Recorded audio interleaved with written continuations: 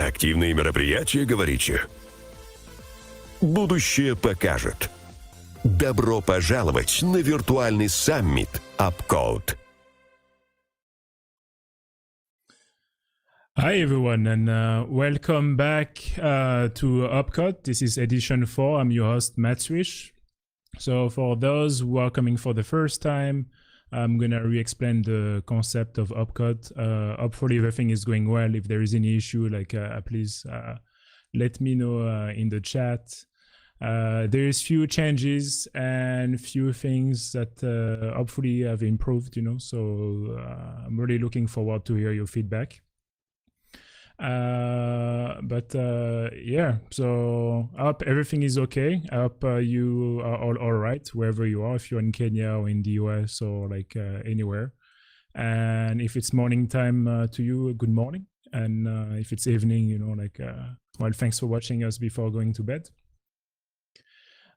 So today is our 4th edition, and I'm still a bit surprised, and every time I'm launching, I'm still a bit stressed, because I'm wondering oh, is anything gonna mess up because it's live? But hopefully everything goes well. For those who don't know me, I used to I ran my first conference in France 10 years ago. It was called Akito Agosum, then No Such Con, and then a few years ago I started a new one called Upcode in Dubai, and we also took it to Kenya. But obviously because of confinement, we were not planning to do an edition this year. But even on top of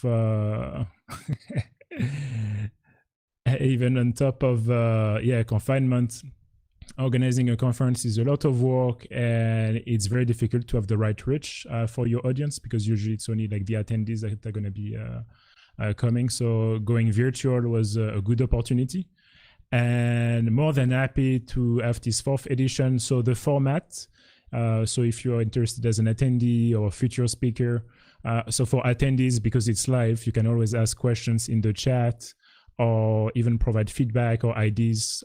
So at this time, we're gonna have a theme, and obviously the theme for today is gonna be our favorite, especially in the US now. There is a huge interest for all the Russian activities.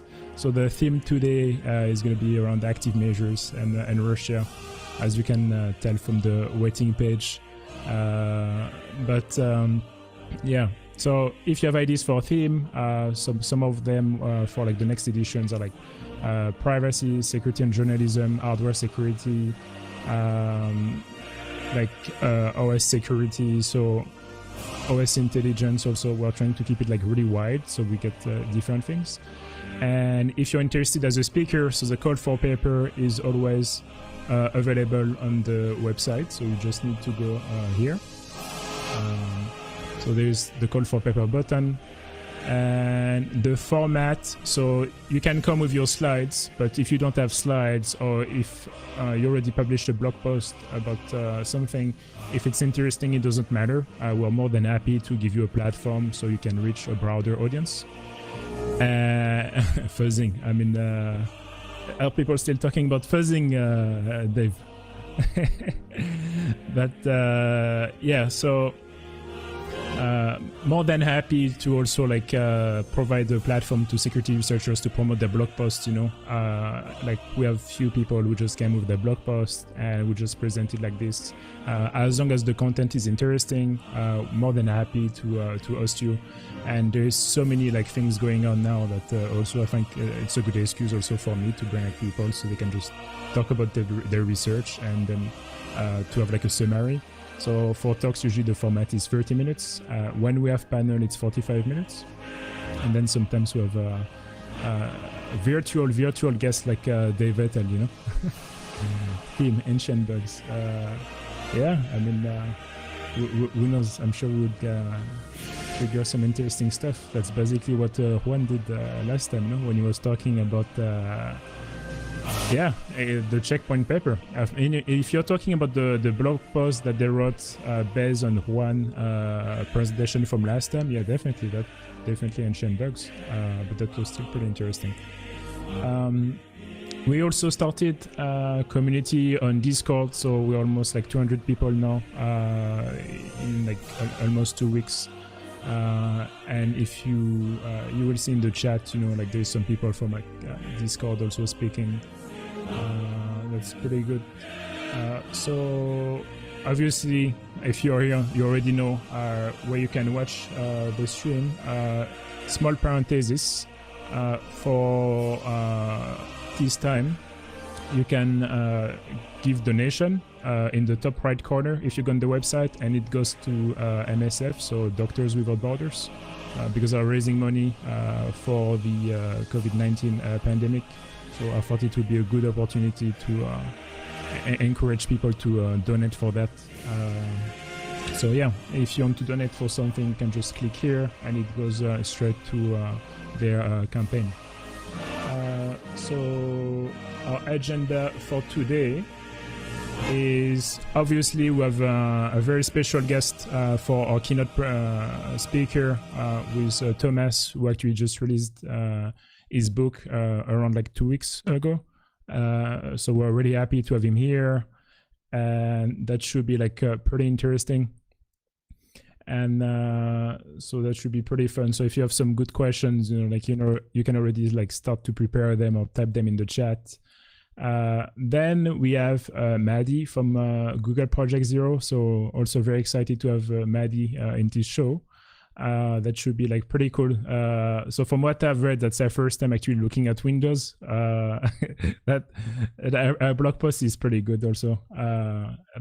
It's an example of blog posts that are like pretty cool. It's much better than a lot, like 80% of presentations out there. And then we have another like dear friend coming over. So Ryan Naren from Security Conversations is going to be with us also. So if you have been here a few times, you probably have seen him speaking here. He's also quite active in the chat. He also has this really good podcast called Security Conversations. So if you ever get bored, you can always check out his podcast. I think he has like more than 50 like interviews of like security people that are like all like pretty cool. Like the last interview is from the red team lead of Walmart. So I encourage you to listen to it. And even like a few weeks ago, he did one about Opcode, which was now it's featuring on the website, so it's definitely like pretty good. So that should be like quite interesting, and he's going to be interviewing Bill, with one of the young and bright talent from the InfoSec scene. So that's it's always good to highlight talent. There's so many like people like hunting for like XSS and stuff, that when there is actually like like someone who is like from the new generation doing like cool research, I think it's worth interviewing them and kind of giving them a platform and looking at their research, so people don't fall into the rabbit hole of XSS. And last but not least, we're gonna have Mohammed from Trend Micro, who's gonna talk about Pure Basic. And that's a pretty good like presentations. I've seen the slides. It's quite solid. So there is like some proper research behind it. So yeah, that should be pretty cool. So now we're gonna get ready for our keynote speaker.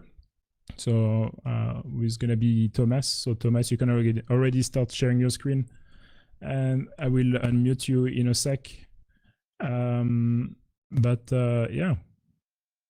so I see like the first thing topic is getting a lot of people excited. Yeah, you can share your screen and then I will announce it. I will announce you.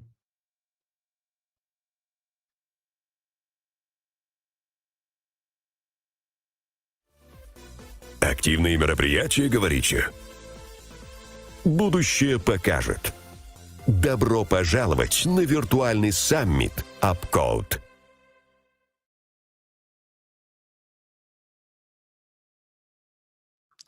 Okay, thank you, Matt, for the introduction.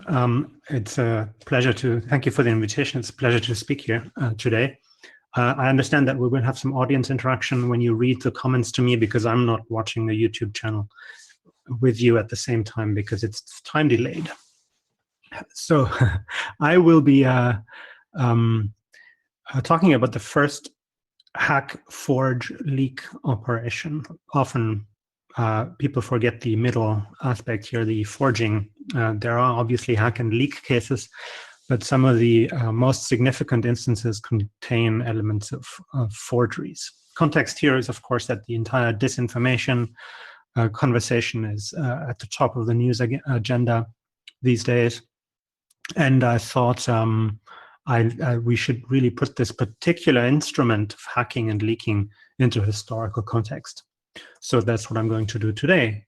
The point of departure here is that really to understand cyber operations in the 21st century, we first have to understand intelligence operations in the 20th century.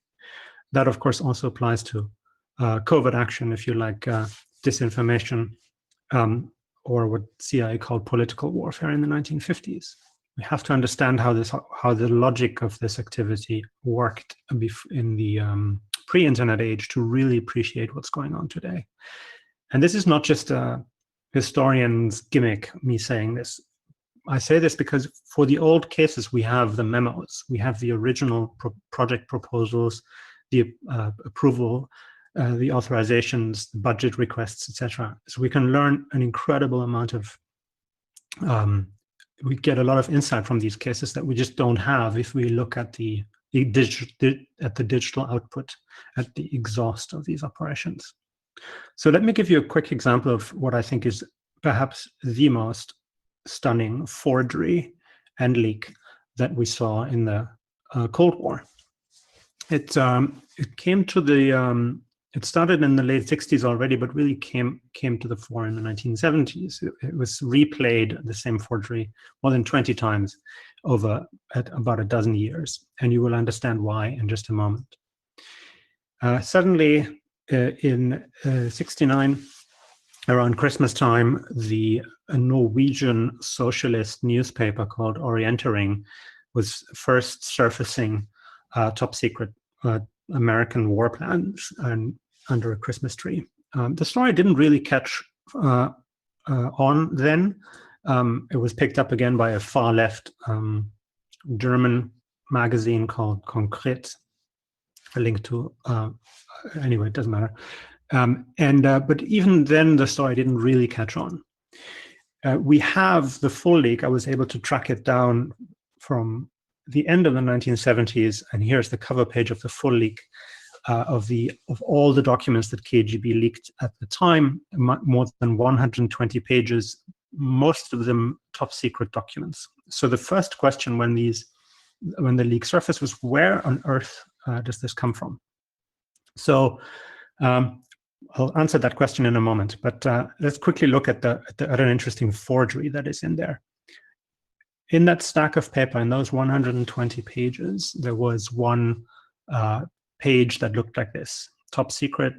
It looked genuine, and it had suggestions on edits, how to make changes to existing top secret documents.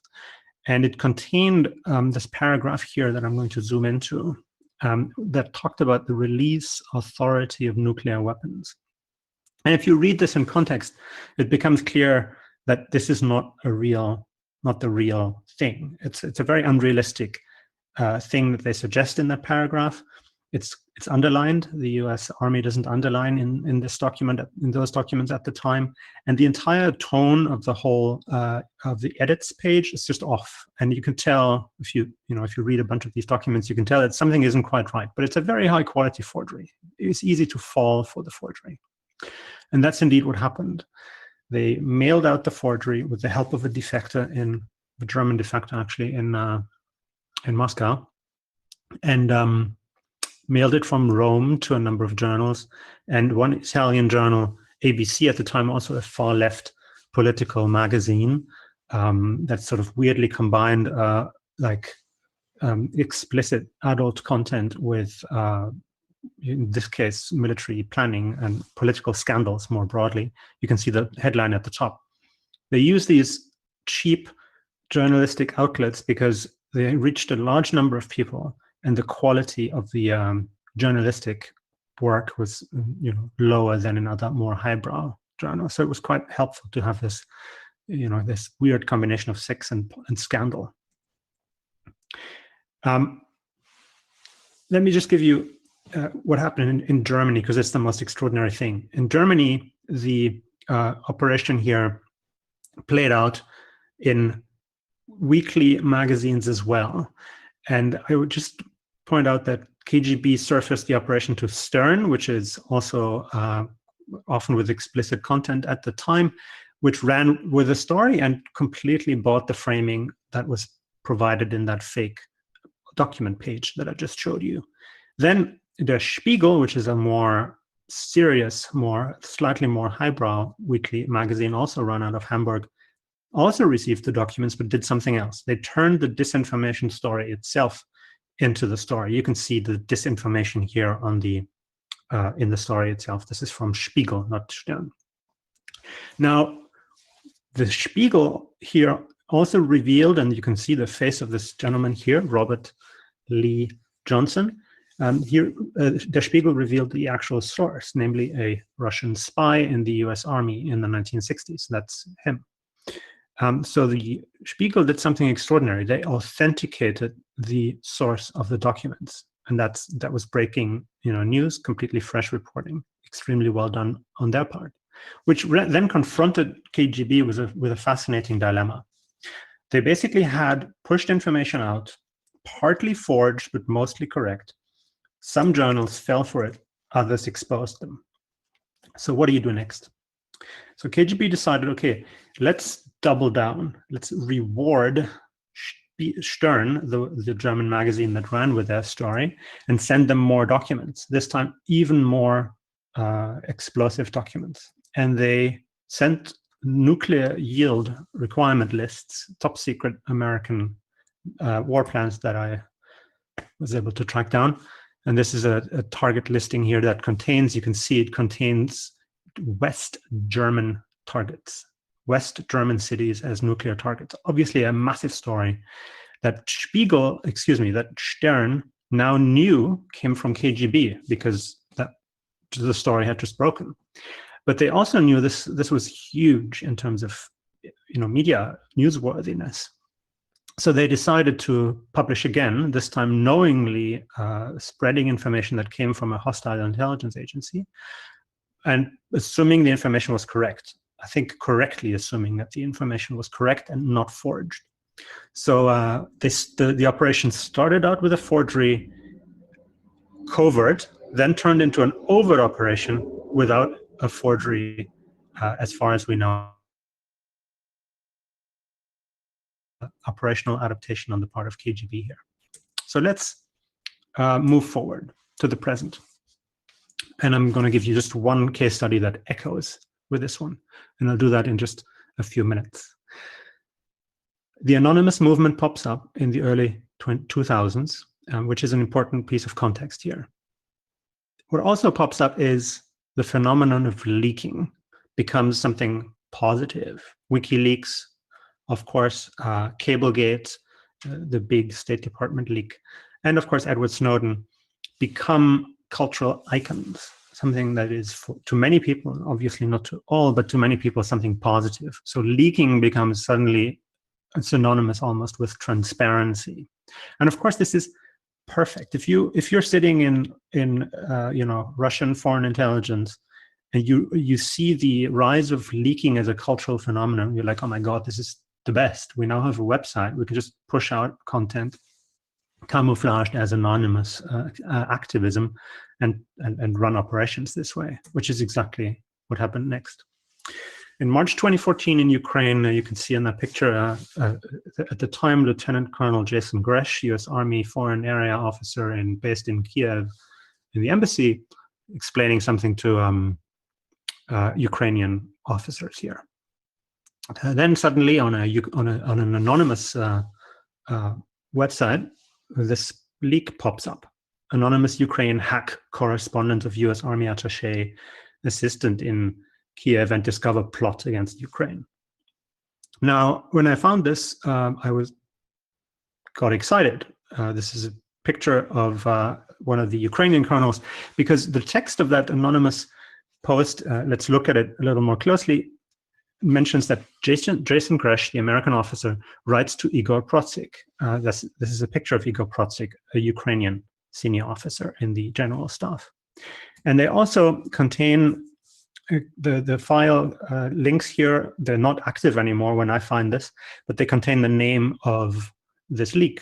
And I'm like, oh, this is exciting. Surely I will be able to find this leak somewhere. So I turned to the internet, and here it gets a little exciting, because it turns out it's really hard to find the Protsik leak. The file sharing links are not online anymore, not active anymore. I can't find the actual file. I can't retro hunt on VirusTotal because it's way too long ago. So what can I do? So finally, I find a hash in some dark internet forum. I find a hash that corresponds to the file name. And I managed to pull up the actual leak. You can see it's the Protsik 7z file from VirusTotal with the help of the hash. And it's interesting because the first submission is exactly 1 day after it appeared on that anonymous forum. So I found the leak. So let's look at it. Amazingly, the people who went in and obviously forged emails that were not actually in Protsik's inbox, so they hacked Igor Protsik's inbox, Gmail inbox, and did not discover anything interesting in that inbox. It was simply, flight bookings and some travel reservations and whatnot. Nothing of real interest. A few emails from Jason Gresh, but nothing actually of interest to Protsik. So they say, okay, let's just copy paste some of the headers, change some of the ID numbers in the headers, and just come up with emails that are more interesting. So they literally forge 3 emails, put them into a folder called Most Interesting, and leak the emails. And indeed, it is most interesting. At that point, I get really excited and start looking at the emails more specifically. So there's a sequence of 3 emails. There's Jason Gresh. This is fake Jason Gresh, just to be clear, instructing the Ukrainian general staff to attack an air base in the, actually just abstractly instructing them to go forward with their plan. And the entire language in the email is completely weird. So it, obviously, to anybody who understands, who's ever studied, interacted with senior officers in the US or NATO or anything, you instantly can tell this email, it's a very bad fake, unlike the one in the 70s. This is really badly done. Next email is from Protsik to a local commander in eastern Ukraine, and finally the plan to attack an airbase. So here I just want to sort of tease out what's going on. We have here an extremely convoluted forgery. The forgery is that an American colonel instructs the Ukrainian general staff to attack a Ukrainian airbase and frame the Russians. So this is basically a conspiracy to frame Russia in attacking Ukraine. But of course, the whole thing is basically a conspiracy folded into another conspiracy. And this is helpful because it just shows you the depth of essentially of conspiratorial planning going on here. Writing this book really messed with my mind because initially I thought, well, of course this can't be true because it's way too convoluted. This is must be conspiracy. But then, of course, you've come across these weirdly complex plots like this one, and you're like, okay, this is just odd. What happened next is interesting. The story gets pushed out by Russian state media, Voice of Russia at the time, now Sputnik, or formerly part of it. You have here a video that is put out, camouflaged as anonymous, just turning the story into something, trying to blow up that forgery, that story. Just one final observation on this weird forgery here. The forgery was not particularly well done. So a lot of people in the US government, in the US embassy, assumed that this would not have a major effect because it was so obviously badly done. But if you talk to the Ukrainian general staff about the operation, they are less sure. They basically say, okay, listen, you need to understand this in its actual context. Igor Protsik, the victim of the forgery here and the hack, he told me that, I'm paraphrasing, he said, listen, I went to Soviet military school. I was taught to run operations like this. So the Ukrainian general staff, I understand, assumed that they were looking at a GRU operation here, but they also understood, I think, that the operation, although it was not particularly shrewd, especially the English language part, was effective against the population in southeastern Ukraine, because they were not used to seeing Ukrainian armored personnel carriers and army personnel on the ground. So there was a lot of distrust that that this operation tried to exploit. So don't judge an operation based on the lack of its sophistication, either technically or indeed in terms of its execution more broadly. Yes, I will close just by observing that in early 2014, the operational pace really turns up.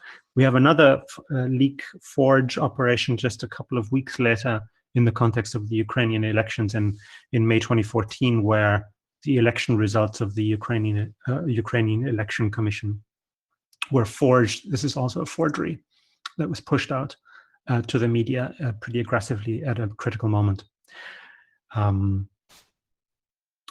think I will stop here and start taking a few questions, and maybe we can tease out some other aspects of the operation in the Q&A. Oh, I will make one quick observation. I tried to confirm that Igor Protsik was targeted by, APT28 or Fancy Bear, however you want to call them, through known databases that contain listings of targets. There are several. Not all of them are widely known. One of them is the famous Bitly data that were created, the target list that were created because they made a mistake in the link shortening of phishing emails.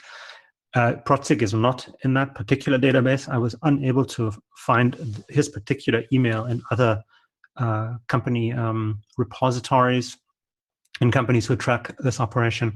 If any of you can have access to early APT28 targeting data, I'd be interested in checking. But I think most companies started tracking a little later in 2014. So that's the explanation most likely. Yeah, thank you for your attention for now. Thanks, Thomas. Yeah, definitely one question before we start with the questions from the chat. What's that dark obscure forum that you were mentioning at the beginning? It feels like it's an interesting detail that you just purposely omitted. I'm sorry. Where's the? I didn't understand the question. I apologize. Oh, sorry. What is the forum that you were mentioning? The dark obscure forum. Where you found the hash? Yeah. Yeah. Great question. I tried to reconstruct how I found the hash at the time, and I, to be blunt, I forgot. I couldn't pull it up again, so I apologize. But that doesn't mean the evidence is not good. Okay. It just sounded more cool to say it was an obscure forum. Yes. Okay. A question from Ryan. When you're writing a book, how do you know when it's done, and how do you decide when it's the right time to stop? Oh, wow. That's a tough question. Well, if your publisher is breathing down your neck with a deadline, that certainly helps to decide when to stop.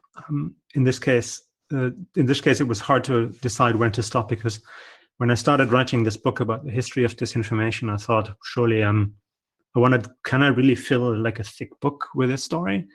And very quickly it became clear, oh my God, I could write two at least books about this. So I had to make a selection. Obviously, that was difficult. Oh yeah, I mean, if you do a history of disinformation, yeah, definitely it's an encyclopedia in a few volumes, because there's I mean, actually, I have another question. What are your thoughts about, like, like for disinformation? We do hear a lot about Russia. It keeps coming like back, like for the past like 5-6 years. We do hear a lot about Russia. Are you planning to write about like other countries in the near future, or like why do you think people are also talking so much about Russia? Like, what are like your opinion about it? Yeah, that's a great question.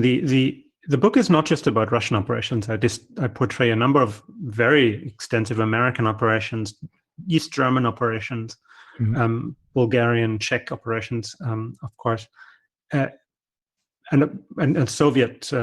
But of course, Russia more recently has started in the most visible way. But if you go just 1 year forward from May 2014, some of you, I'm sure you have heard of the Wiki Saudi leaks case, the alleged Yemen cyber army leak of Saudi foreign ministry files that pops up in 2015, around June 2015. That's a difficult one to attribute because there are forensic indicators that point to two alternative explanations. Either it's a Russian operation or an Iranian operation, or some sort of weird combination of both. And it looks to me personally, I've changed my assessment in this case based on new evidence, and I think it's not unlikely that it's actually an Iranian operation, at least in part. It's a fascinating case to look at. Iran was active in this space quite early as 2011. And certainly escalated since. Yeah, that makes sense. Another question is, what are your thoughts about the nature of disinformation related to COVID-19, namely the suggestion that China is adopting Russian tactics? Yeah, that's a tough one because, of course, the scholar and the researcher in me is very cautious at this point because I can only see some of the output of operations. And, writing this history made me very cautious because as soon as the Cold War ends, we just don't have access to the memos anymore, to the actual files. And, assessing the operation that I just described is actually really hard because I don't have really high quality forensics or high quality documents to prove anything here. So in the COVID case, that of course is also true. Having said that, some Chinese state media put out information or campaigns almost. Some of you may have seen this video of the comic of the Statue of Liberty talking to a Chinese nurse about the crisis COVID response. That's a pretty impressive piece of advertising, if you like, on the Chinese government's part.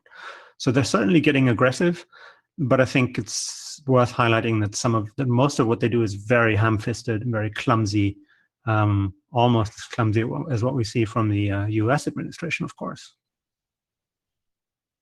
Actually, a side comment from Kostin Ryu.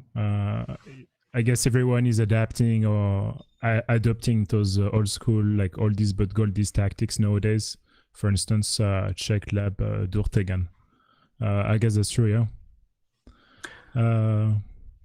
I think when the internet really became a big thing in the 1990s and early 2000s, there was a lot of utopianism and optimism. And I think even the InfoSec community today, although many of us are so cynical, we are still influenced by that extraordinary amount of optimistic thinking. I think we should, in my mind, still expect more forgeries, we should be more distrustful than we already are. I think that's a personal lesson that I took away from studying that history. So it's not necessarily going back to old school tactics. These tactics were always used. It's just that we haven't forgotten about them in the meantime. Yeah, it's true. People do have a short memory. There is a question. It's a bit long. It's probably written by an academic, so I may have to read it twice. In your book, you mentioned that disinformation resists metrics. If more data generally meant more reliable metrics, then the internet had the reverse effect on the old art of political warfare. In this light, is there a way to measure disinformation?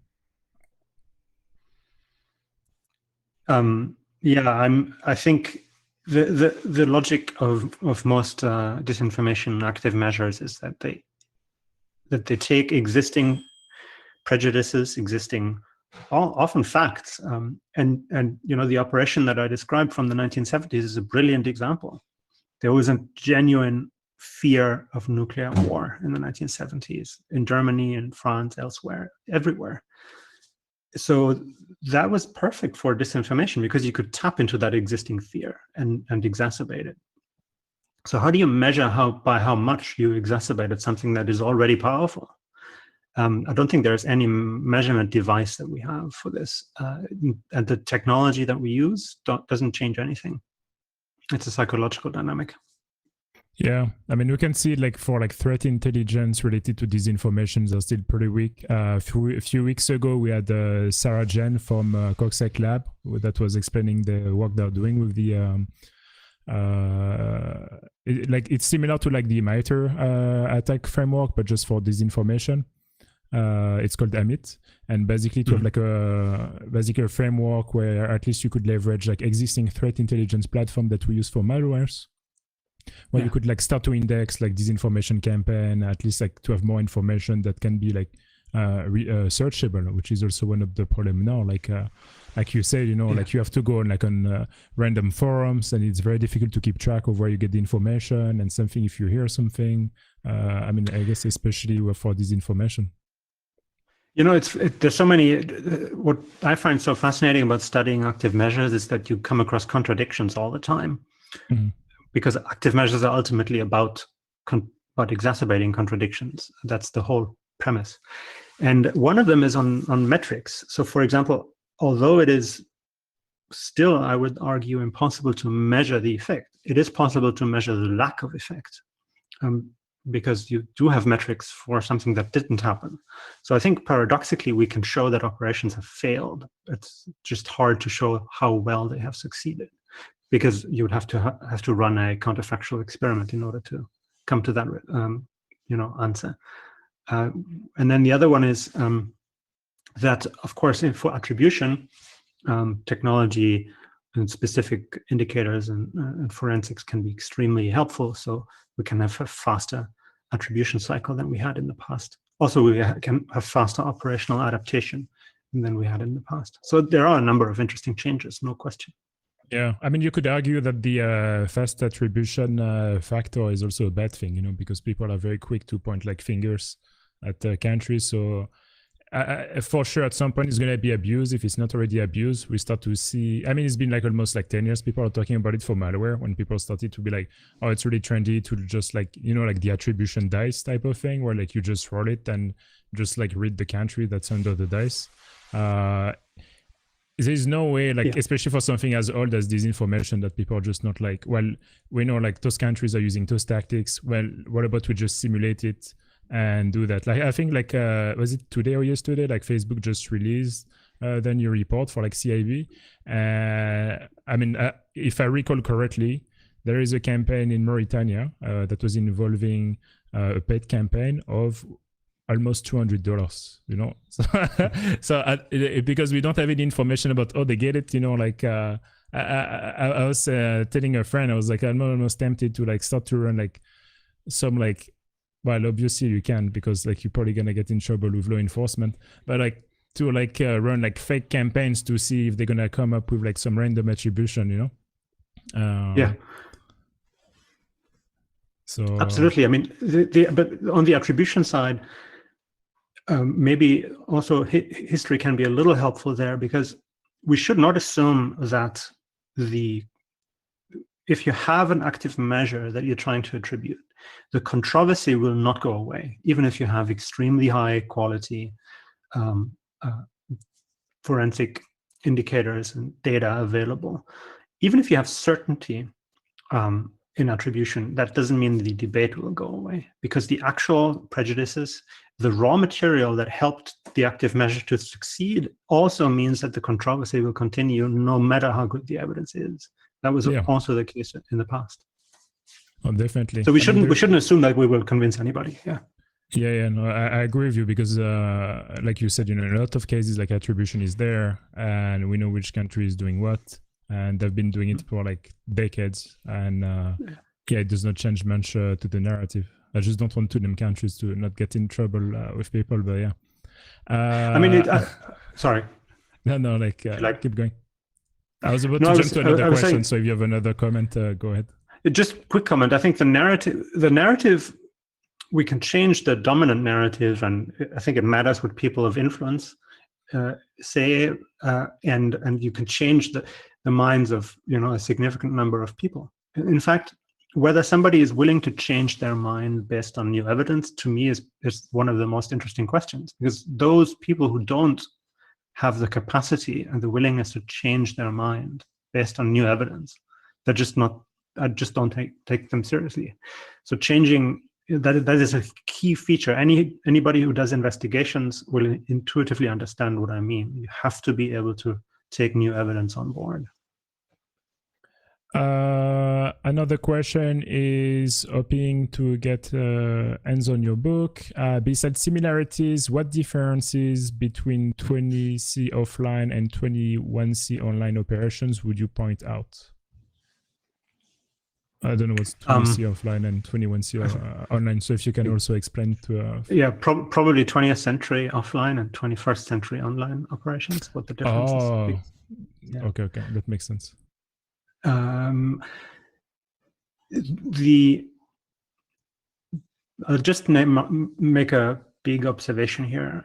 So 21st century leaks have a much higher volume. I mean, 120 pages was large in the 1970s. It's tiny, today. So what does the volume of leaks imply? And the answer there is, I think, one thing is that if you do a small leak, and that includes forged documents also, then you really have to do. It's very crafty. You have to really know what you're doing. It takes handiwork. It takes skill. It's like artisanal, really. And if you do a leak that is high volume, mostly true, maybe only has a few false cover stories involved, like claiming it's from the DNC, while in fact it's not from the DNC, which was actually the case.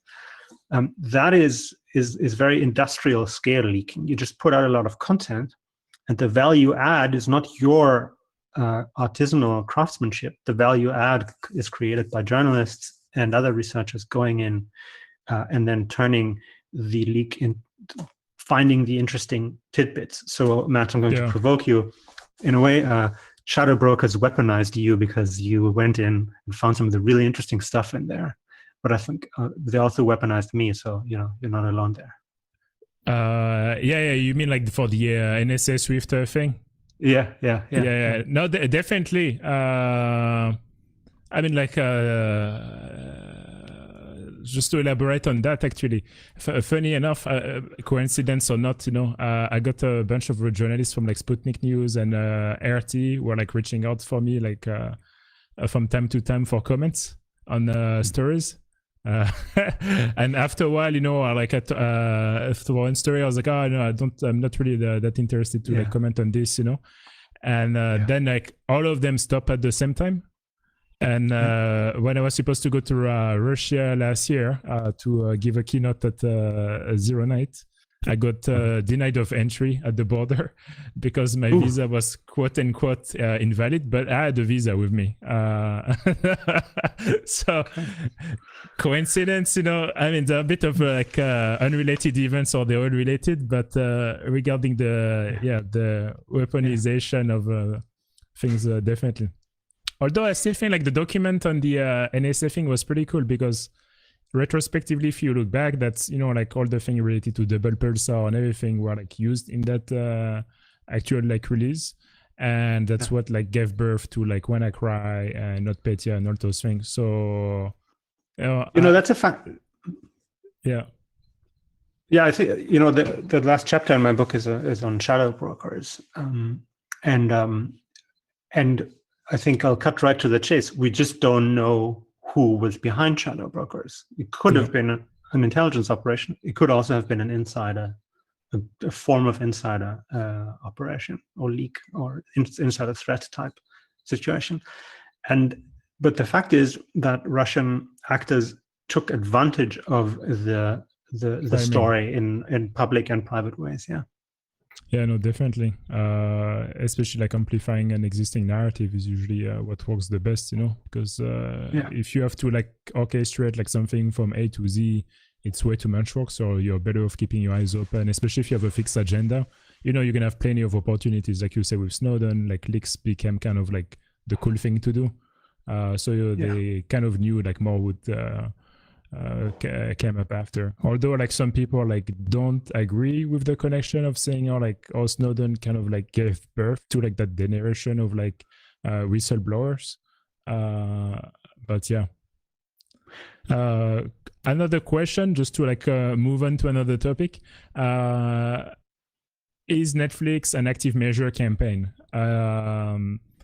Netflix? Yeah, I mean, probably not an active measure campaign, but I guess like one of the topic that's coming in the chat is that sometimes it does feel like Netflix has an agenda. So if you think about it, if you want to spread a message instead of, and actually I was thinking of doing some research on it, but it's very hard to like just like gather all the data, is instead of like posting like tweets or Facebook posts or even YouTube videos, because obviously YouTube is used for disinformation.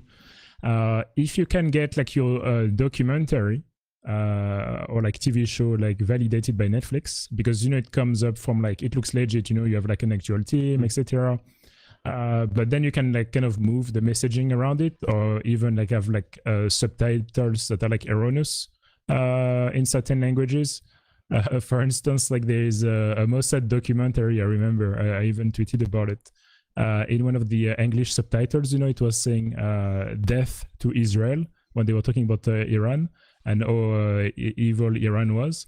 But then if you listen to the sound, it said something about Allah. So I went on YouTube to find like that exact same speech. And it was just basically something like glory to Allah, And in the English version, it was translated as death to Israel. And it was like more than a year ago, like almost 2 years ago. And from that moment, I was like, actually, like Netflix would be a great platform to like push a message, because even if you look at even non-political subject like veganism, all those things, like you get like every time there is like a cooking show or something, like you have like 10 people around you talking about it, like Tiger King, for instance, like everyone is talking about it. It's probably like the most successful documentary like about it, whereas like if you push something on YouTube, like or even on Twitter, it's gonna be a lot of work to get like your audience, because there's more noise. Whereas like if you can like tailor it for like platform like Amazon Prime and Netflix, is Netflix the Radio Free Europe of the 21st century? Well, I would, I'll make a big but I think absolutely crucial observation here, and that is, if we study disinformation operations, if you study active measures are actual conspiracies, small conspiratorial operations, sometimes longer conspiratorial projects, not conspiracy theories, but actual projects that have a conspiratorial purpose.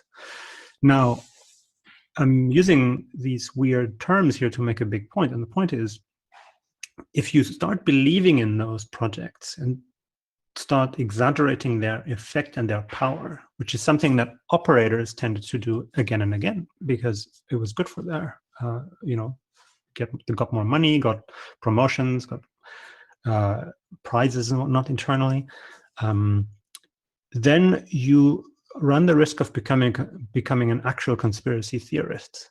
So what I mean by that is that basically disinformation should not be exaggerated, because disinformation about disinformation is disinformation. Sorry to go all academic on you, or no, of course, yeah. It's so what it means is, if you study this for people like you and me, really, in some cases, it means we have to be extremely cautious and rigorous with the evidence, and often question assumptions that we make, and be just and come to the conclusion sometimes that probably the assumption that we just made is wrong. Yeah, no, definitely. Well, thanks. I guess Thank you. that's it for now. There's some more questions in the chat. You know, if you have a look after, I'm sure like you can see them. Thank you so much. But thanks again for joining us. It's a pleasure. And yeah, if you didn't get the book, you should get it. It's difficult to ship anything now, but at least you can get it on Kindle, you know. So it's always a good thing to do. Yeah. So just a short transition, and while we're getting ready for our next speaker,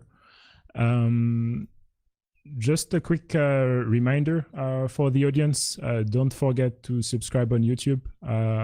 I know it's kind of boring, but at least you get like notifications, you know, even though we give it like, well, even though I'm doing that show like every like 2 weeks. It may switch to like a weekly schedule, probably like in a month or two, whenever like whenever it gets easier to do like all the live streaming and stuff. So I hope you're enjoying everything so far, and we're gonna get ready for our next speaker. And while we are getting ready for the next speaker, let me just remind you that we also have a Discord channel. Feel free to join it. There is always like a bunch of things going on over there. And let me just do this. And I think we are pretty much almost ready. Can you hear me, Maddie? Oh, you're on mute. Can you hear me? Yeah, cool. Okay, I'm just gonna launch the transition, and then you can start. Cool. Cool. Активные мероприятия, говорите? Будущее покажет. Добро пожаловать на виртуальный саммит UpCode. Okay, you're on. Cool. Well, thanks for having me. It's exciting to have this sort of virtual platform. But yeah, so a much lighter topic, nothing about disinformation and Russia, but I was also a student at Johns Hopkins and worked for them for a while, so maybe that's my ties to Thomas. But this is instead that feeling when you get really excited, you patch diff to 0-day used in the wild, but then find out it's the wrong volt. So as I said, my name is Maddie Stone, and I'm a security researcher on Google's Project Zero team. And I've been focusing on 0 days used in the wild. So let's back up. And there's a story associated with this in the blog post that Matt alluded to before.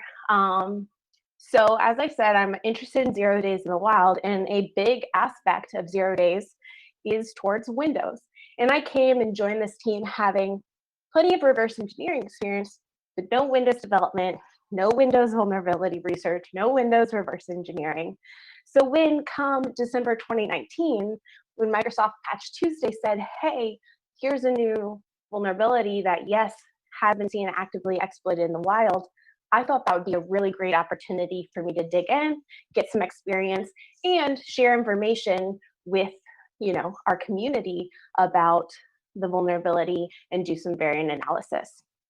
So I get through it, I'm working, I'm patch diffing, I'm making progress. I create a crash proof of concept, or POC, and we're so excited. I write up a blog post. It goes through our internal reviews.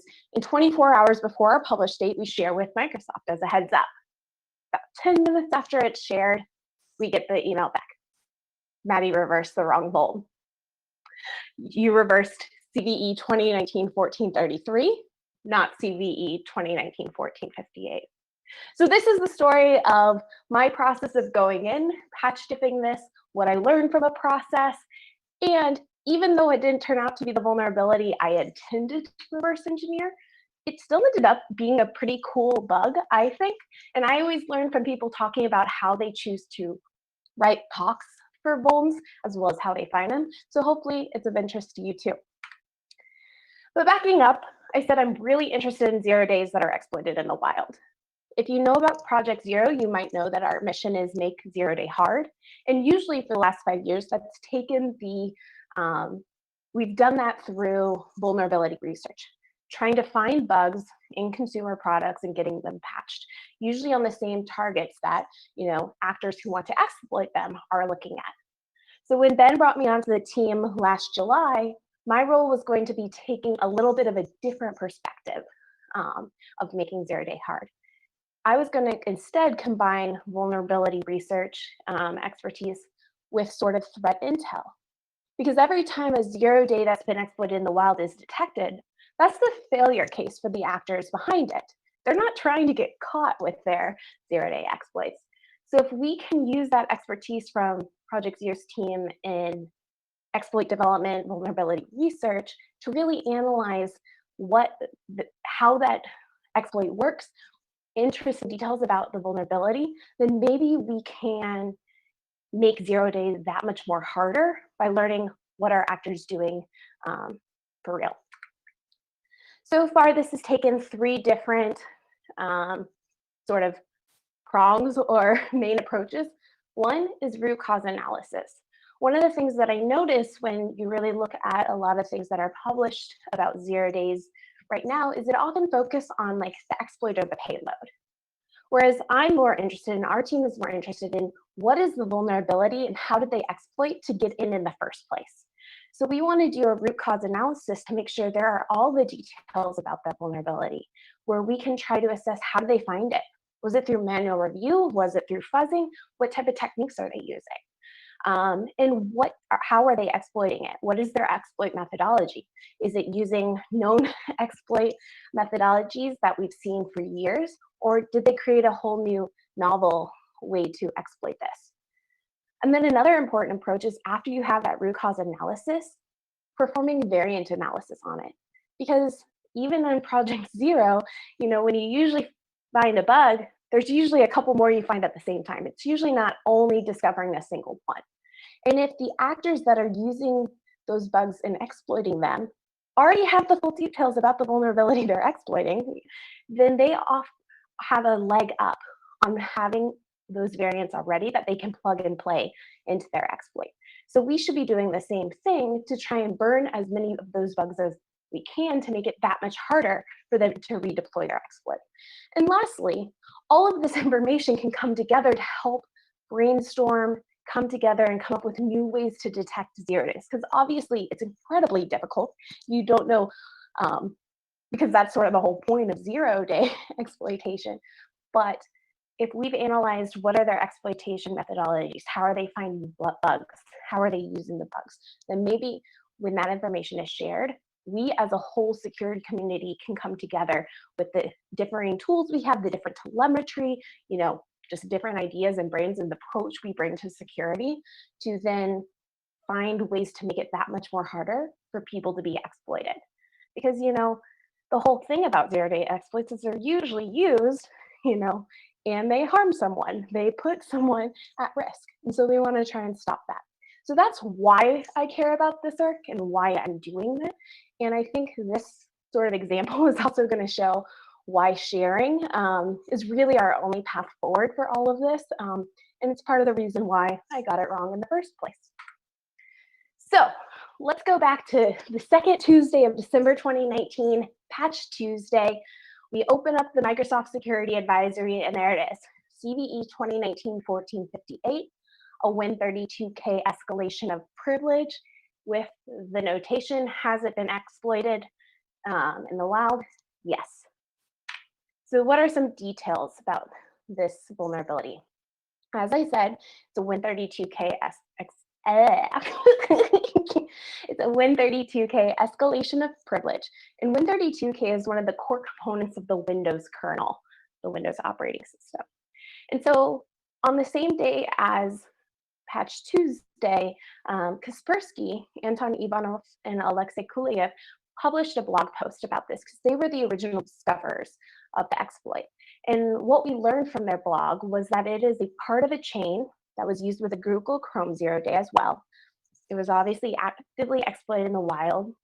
And one of the reasons why it was so interesting to me, and I thought this would be a great bug to dive into, is that it affected both Windows 7 as well as some versions of Windows 10.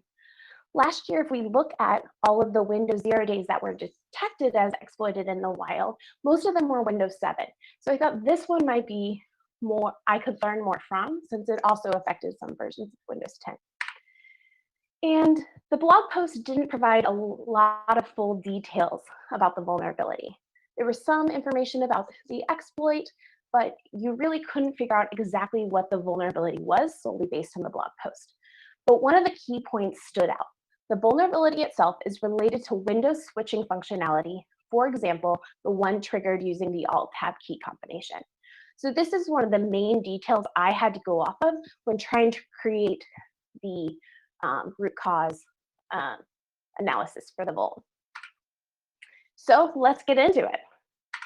But first, I need to think about how we're going to do it. So I personally don't have access to Windows source code, so that that means no source code auditing, no source code patch diffing, and I also couldn't find a copy of the exploit. I worked to reach out to people for a few, I think about a week and a half, and never quite got it. So that left me with one option: binary patch diffing. Last fall, I did a presentation where I analyzed some of the different binary diffing tools. It was called like What's Up with WhatsApp. So if you're interested in my analysis of different bin diffing tools, go ahead and check that out. But based on that, what I found was bin diff partnered with IDA Pro worked best out of the box for me. And so I also decided, based on guidance from James Forshaw, the Windows expert on our team, or one of them, he gave me the suggestion that I should work on patch dipping Windows 7 first, rather than Windows 10. And once I understand the vulnerability, then I could move over to Windows 10. And his reasoning for this is that first, the signal to noise ratio is going to be much higher for Windows 7 rather than Windows 10, because the noise includes things like control flow guard. They have more inline instrumentation calls and weirder, that was his word, weirder compiler settings that can just make it harder to reverse engineer in Windows 10. Also, in Windows 10, Win32k is broken up into a couple of different files, rather than on Windows 7, the whole driver is a single file. So I got to it. I ended up patch diffing September 2019 versus December 2019.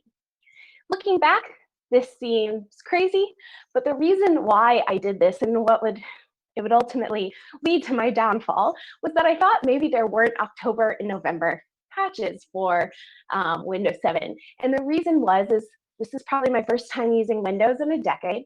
I'm setting up my VMs to begin doing this work, and I need to apply all of the patches to Windows 7. And when I finally get up to September 2019, the Windows update mechanism only gives me an option to update to December from there. There's no October or November. And so I thought maybe since Windows 7 is so close to end of life, that maybe they just didn't have the monthly patches for October and November. And so I thought that the last available patch for Windows 7 Win32k, or Windows 7 in general, was September 2019. So that was why I ended up doing it from September to December instead of November to December. Oh yeah, oops, there it is.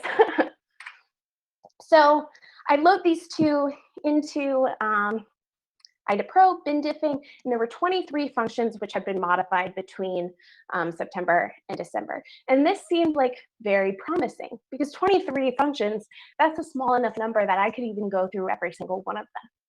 The reason why there's no symbols for this screenshot is it took me actually about 5 to 7 days until I realized that there was a thing called the Microsoft Symbols server where I could actually get symbols for this. So I had a couple of false starts, thinking I had the correct vulnerability, the correct change, and then realizing it wasn't quite that. It's documented in the blog post if you're interested in seeing how this process came about. But ultimately, I ended up deciding on a new approach, which was draw switch win highlight is one of the functions that was discussed in Kaspersky's blog post. Draw switch wind highlight had no changes from September to December in the patches. There's no changes at all, meaning it wasn't patched to fix this vulnerability. So instead, I started working back up its control flow graph to see if any of the other functions within its control flow graph had been patched. And that's when I found that X window had. So once I got the symbol server up and running and integrated into IDA, the bin diff output became much more readable. And so the three functions that ended up being the vulnerability changes that I analyzed were XXX next window, destroy queue, and key event. And so there's obviously a few more steps in my patch dipping process, but this is a 30-minute talk. So if you're interested in the patch dipping whole process, please feel free to read the blog post. But let's now chat about what I analyzed, what I had thought was 1458, but turned out to be 1433, and get into the root cause analysis, because I still think it was a pretty cool bug, and I had a lot of fun doing it. So what is CVE 2019-1433? The first thing is that this function, XXX next window, can also only be triggered by a certain type of task switching window. You remember that was one of the details we knew about 1458 from the Kaspersky blog post. But what the root cause vulnerability for this one is the use after free of a tag cube object in this function. And the free is in a conventional way of common Windows bug classes in the kernel that we can see documentation for going back to like before 2010. So this object is freed during a user mode callback. So what happens is the function key event calls next window, and it calls it with a pointer to the tag queue object as the first argument. But the key event nor next window never lock it to protect it during user mode callbacks. And the XXX in each of these function names mean that they have a user mode callback within the function. And so that's supposed to be sort of a signal that, hey, you should probably be locking your objects here. So what ends up happening is next window calls move switch wind highlight, which has the user mode callback. And once it returns, next window uses the pointer to the tag cube object without any verification, and that's what causes our use after free. So super, super dense, but let's have some fun with it. So I have this idea. I think this is what the root cause is. How do we write a crash POC or proof of concept for it? So the three steps we got to do is we got to find a way to trigger XXX next window. Then we got to find a way to free the tag queue structure. And then we have to figure out how we can make sure we use that freed structure. So first, triggering next window. When you usually try to trigger a task switch window in Windows, you might press Alt-Tab or Control-Alt-Tab if you want it to be sticky. That doesn't trigger next window. The way to trigger it is this crazy keystrokes that I figured out. And I only figured out how to do it programmatically with these key codes. Keyboard in, but if you're doing an exploit, you're not really trying to do it based on a keyboard, you're trying to do it programmatically anyways. So the combination is Alt extended tab, release that tab, click Alt, regular, Control, tab, release all of them except the Alt extended and click tab again, and that will then trigger your XXX next window call. So these are the two different task switch windows. The top one is probably the normal one you've seen on Windows 7, and that is what it will not call next window, but it's what happens if you do Alt-Tab Control or just Alt-Tab. The task switch window that is displayed when we can trigger next window with that crazy combination of keystrokes looks like the one below instead. So this is a highly condensed, in order to fit on a slide, example of the decompiled code for next window. So here we see that the first argument in is our tag queue struct, and then we see here at the bottom under label 106, we then use that struct, and that we can find a way within this infinite while loop starting up here that ends down here, and I had to do the dots. And oh, I see the clicking noise is my mechanical keyboard. Sorry, I just noticed the little chat on the YouTube thing. But so I shouldn't have looked. It caught it out of the corner of my eye. But so if we, oh, there's that, oh. Oh, I'm sorry. Okay. Oh, okay. I'm sorry, y'all. Let's see if this helps. So we leave the while loop, and what can comes directly to this place where we have the queue being dereferenced and used. And so this is where we do our user mode callback within move switch when highlight, which is where we will end up deleting the tag queue.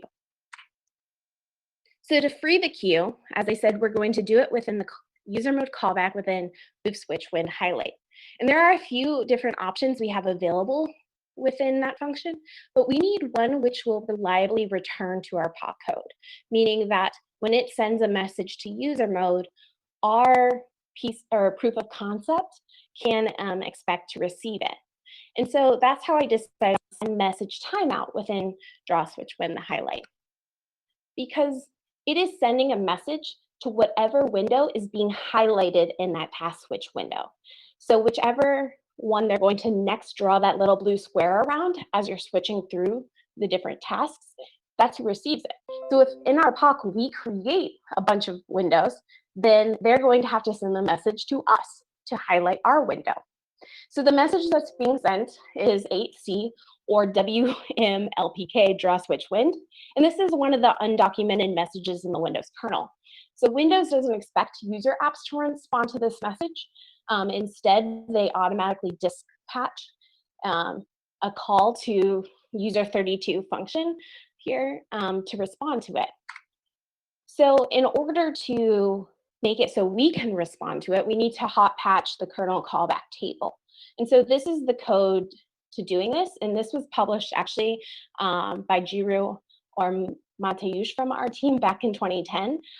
So this is the code that I used. So I looked up the entry in the kernel callback table and then overrode it down here at the bottom with callback hook, which is one of the functions I put in my POC. So in our callback, we need to be able to free the tag. We need to be able to free the tag queue object. And so to do that, the best option I found was to use the API called attach thread input. Because attach thread input, what it says in the documentation is it attaches the input processing mechanism of one thread to that of another thread. And so to do that, it destroys the queue of the thread that's being attached to another's because it's just going to use the other ones. And so that's how we end up freeing our queue within our callback. The other step we need to do within our callback is we want to be able to force the execution back in that next window function to go to the code, the label 106, where they are using the for each structure. So there was a few different things we had to do in order to force that execution flow. So if this is where we are when we return from our callback in our POC, then we need to ensure that that handle of the next window to highlight that's being returned from move switch window highlight will return 0 whenever it's passed to handle no secure. And so the window that's being passed, the handle, is whichever one is being highlighted. And so to do that, we destroy our window, because then invalidate handle no secure will return 0, which will force us to go back to the top of this while loop. Once we're back at the top of the while loop, then we need to make sure that we can fail one of these top checks at the top of the if statement, because we want to get back to label 106 because that's where we have the use after free. So quite a few of these we can't control. Our FNID is always going to be 2A0 because of the type of, it's a task switch window, and we can't change some of these other aspects too. However, the be destroyed flag tells us is set to 1 whenever the alt tab switch window has been destroyed.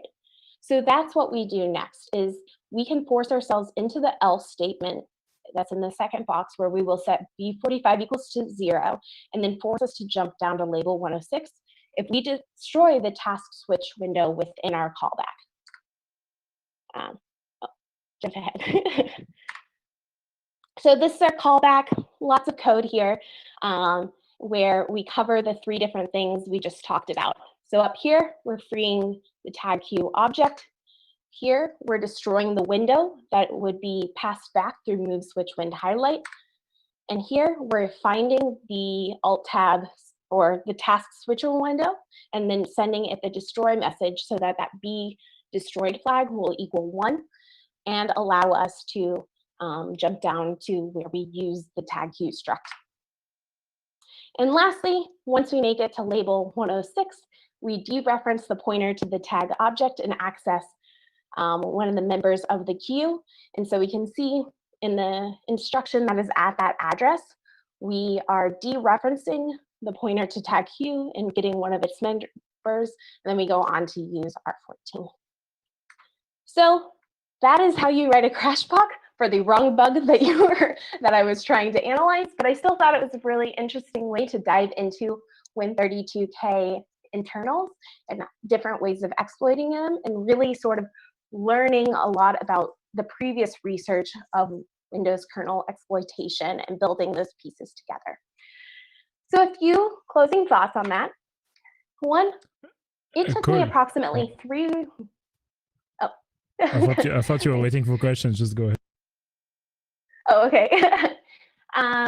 So it took me about 3 weeks to set up a test environment, diff the patches, and create a crash POC. Although I did patch diff the wrong bug than what I was intending, if we are a attacker or an actor who is looking to exploit 1 days or n days within Windows, then that's a pretty short timeline, because you're not looking necessarily for a specific bug, but rather any bug that you can exploit. And since I had 0 Windows knowledge to begin with, we can generally consider these 3 work weeks probably a high upper bound for the time it takes to patch diff and have a working POC for vulnerabilities and things. And I think that's an important thing for us to continue to discuss, because there is a lot of vulnerability disclosure debate also that you need to let patches sit and to sort of have an uptake before you discuss what the vulnerabilities are that they're patching. But those who are looking to patch diff will have that information likely quicker than anyone else if we don't share that information. Another thought is we really do need to all work together to share as much information as we can whenever 0 days that are exploited in the wild are discovered, because we need to learn from them. We need to come up with detections. We need to find the variants, and we need to, think about different ways to detect future ones as well. And that can only come from us sharing the information and capitalizing on each other's strengths to really use those exploits as much as we can to raise the bar and require that much more investment from the side of those who are looking to do the exploiting or the attacking. Lastly, if you're interested in getting involved in Windows, these are all of the resources I use that help teach me a lot of the different pieces that I put together to do this. So highly recommend. And lastly, what I do differently if I didn't want to patch diff the wrong one is I would have used November 2019.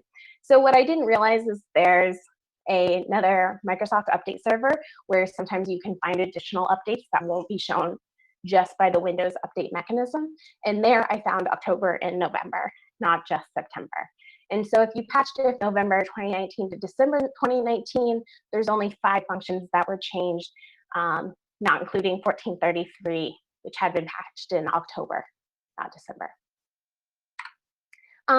If you want more about this, please go read Kaspersky's blog post on it. And they also, at SAS at Home last week, did a talk called 0-Day Exploits of Operation Wizard Opium, where they got into some of the details about this vulnerability. Also, Floric_PL on Twitter published the real root cause analysis for 1458, which is quite interesting as well. So I'd point you there. I have a full blog post in the CrashPoc, as well as we at Project Zero are trying to track in the spreadsheet all the 0 days we know of being exploited in the wild. And with that, thank you. Cool. Thanks, Maddie. It was very cool. The Win32k talks are always very interesting. I guess if Dave Weston is watching, we can ask him when are they gonna if they are planning to rewrite the driver in Rust or not. If it was just because like the amount of vulnerabilities in that driver has been pretty crazy. I remember at some point when there are like so many rest conditions, it was just like crazy. Like that's so many of them. Well, they've also done a lot of work to lock down exploitation of Windows 32k. So that's why we're not seeing as many affecting Windows 10. And this one still only affected a few versions of Windows 10, not the most recent ones. Okay. Yeah, actually, like null pointer difference was a huge problem. Actually, I remember for that driver. Side question before I jump onto the questions from the chat. Are you planning to look at the DirectX driver, or is it on your to-do list since you started to look at Win32k and you got your first introduction to Windows in 10 years, if I quote you correctly? It's not specifically on my to-do list right now because I'm sort of focusing any of my work based on 0 days we find exploited in the wild. And so for 2020, there's already been quite a few, especially in browsers. So I've been looking at those as well and sort of just trying to follow and publish information. We're hoping to start publishing all of our root cause analysis for each of these 0 days in the next month or two. Okay. Yeah, it was an excellent blog post, by the way. Like, I really like how it was written. So, question from Dave Etel. Let me retrieve it. Oh, I just lost it. People have been talking too much. Did you remove the question? Oh, yeah. How do we know the original vuln finder found that bug? IKEA further versus manual analysis. I don't, for which bug, the wrong bug or the correct bug, 1433 or 1458? A good question, actually. Yeah, actually, good question. So, like, by the time he replies, he hears that. I guess we can ask him about it. Also, he also asked how much harder is it to go all the way to a local privilege escalation? I think you would be able to. I didn't do it. I think the way the CrashPoc was working, I think for someone who has more exploitation experience for Windows than me, I think the way they are using the use after free wouldn't be that difficult to take it to a local privilege escalation. But I did not go through the steps to do that. Okay. He's saying he was talking about the wrong bug. Did they not have that bug? Oh, the 1433, the one that wasn't exploited in the wild. I didn't check who actually had reported that to Microsoft, but I'm guessing it feels like it could have either been a fuzzer, with ASAN or something similar to that, just because of the crazy number of keystrokes to even trigger next window. But yeah, since it wasn't exploited in the wild too, not as sure and didn't focus as much then on that piece of it, but I would guess likely a fuzzer and an address sanitizer type of tool. Yeah, because I mentioned it only because that was one of the original motivations for this effort. Yes. Question mark. Okay. Yes, and 100%. Okay. And I think I saw like some comment about, and I saw it in your references, about Wizard Opium. Is it an operation from Wizard Opium or is it unrelated to the bugs you were showing? So 1433 is not related to Wizardopium, the bug I did a root cause analysis on, because that was the mistaken one that I thought was originally 1458, which Kaspersky said was exploited as a part of Operation Wizardopium.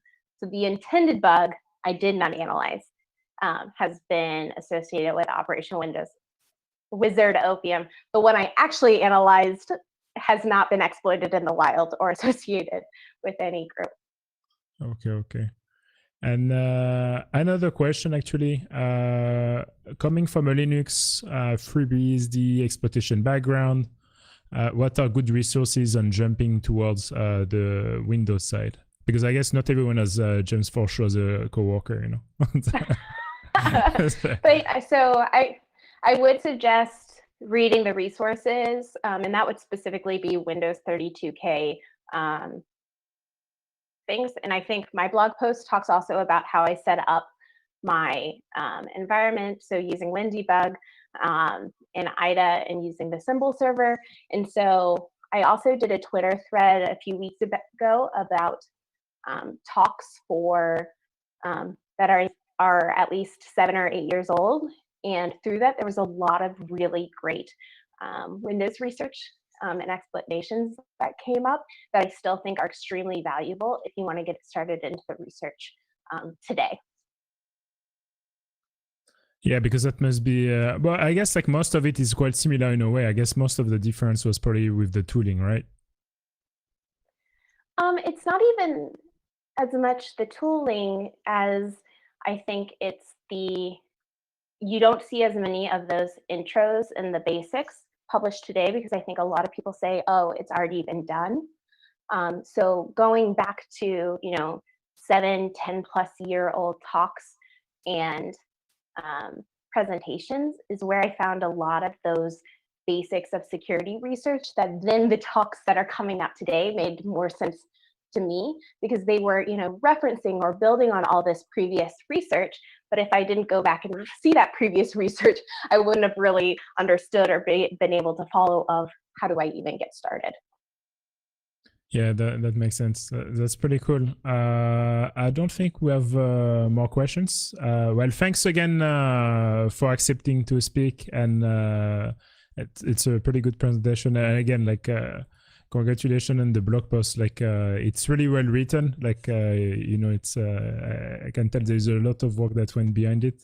And every time I see really nice blog posts like that, makes me happy, because sometimes people don't spend much effort in writing the blog posts, and when there is some good blog post, that's very enjoyable to read, Cool. And thank y'all for having me. And sorry about whatever noise is going on. I'm learning how to do this virtual thing. That's all right. But actually, you know what? I was thinking maybe I will try it next time. But there is this RTX feature with the NVIDIA cards that we can use to do noise reduction. Because in theory, in Zoom, you have a one layer of noise reduction, but then the NVIDIA thing is using the GPU. So I will see if I can just do it automatically for the guest. Yeah, I guess probably I'm gonna be using more AI for that YouTube show than for doing security tools, But yeah, cool. Thanks again. Thank you. Активные мероприятия, говорите? Будущее покажет. Добро пожаловать на виртуальный саммит UpCode.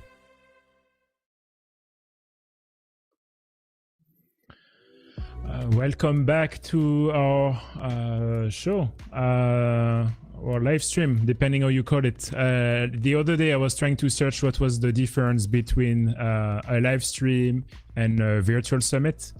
And actually, funny enough, so I still don't know the answer. And instead of that, what I found was some videos on YouTube about how people are taking their online churches online, which is kind of unexpected, So, and even if you look at that, I think the cool part about it is when you watch the videos and even the production, all those things they're doing, they're way more advanced than a lot of the actual security security like summits and all those webinars we see. So I thought it was pretty funny. And yeah, so I hope everything is going okay. So again, if you have any questions, don't hesitate to jump in the chat. Same thing if you have recommendations for later on, do not hesitate at all. And on that, the only thing I would have to say is, yeah, so I hope everything is okay. Same thing if you have like a recommendation for next time, please do not hesitate, you know, for like theme, or like if you want to recommend a speaker, if there's someone you really would like to see, you know, like there's people in the chat that keep asking for Dave Vettel to come and give a keynote, but is our virtual guest, you know, every time. But yeah, that's always good to see that the chat is quite active, and that we have you know, like quality attendees and for quality speakers. So our next talk is gonna be not a talk but an interview by Ryan. So Ryan Narayan, who is also the host of Security Conversation. Like I was saying at the very beginning, his podcast is pretty good. He has interviewed, I mean, I don't say like all the security people, because every time he keeps finding more and more like security people to interview.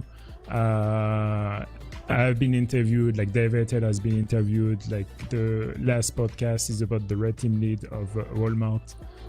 From what I've seen, was talking about potatoes and doing some analogy. So it's pretty cool. And for today, so Ryan is coming on the show to interview Bill.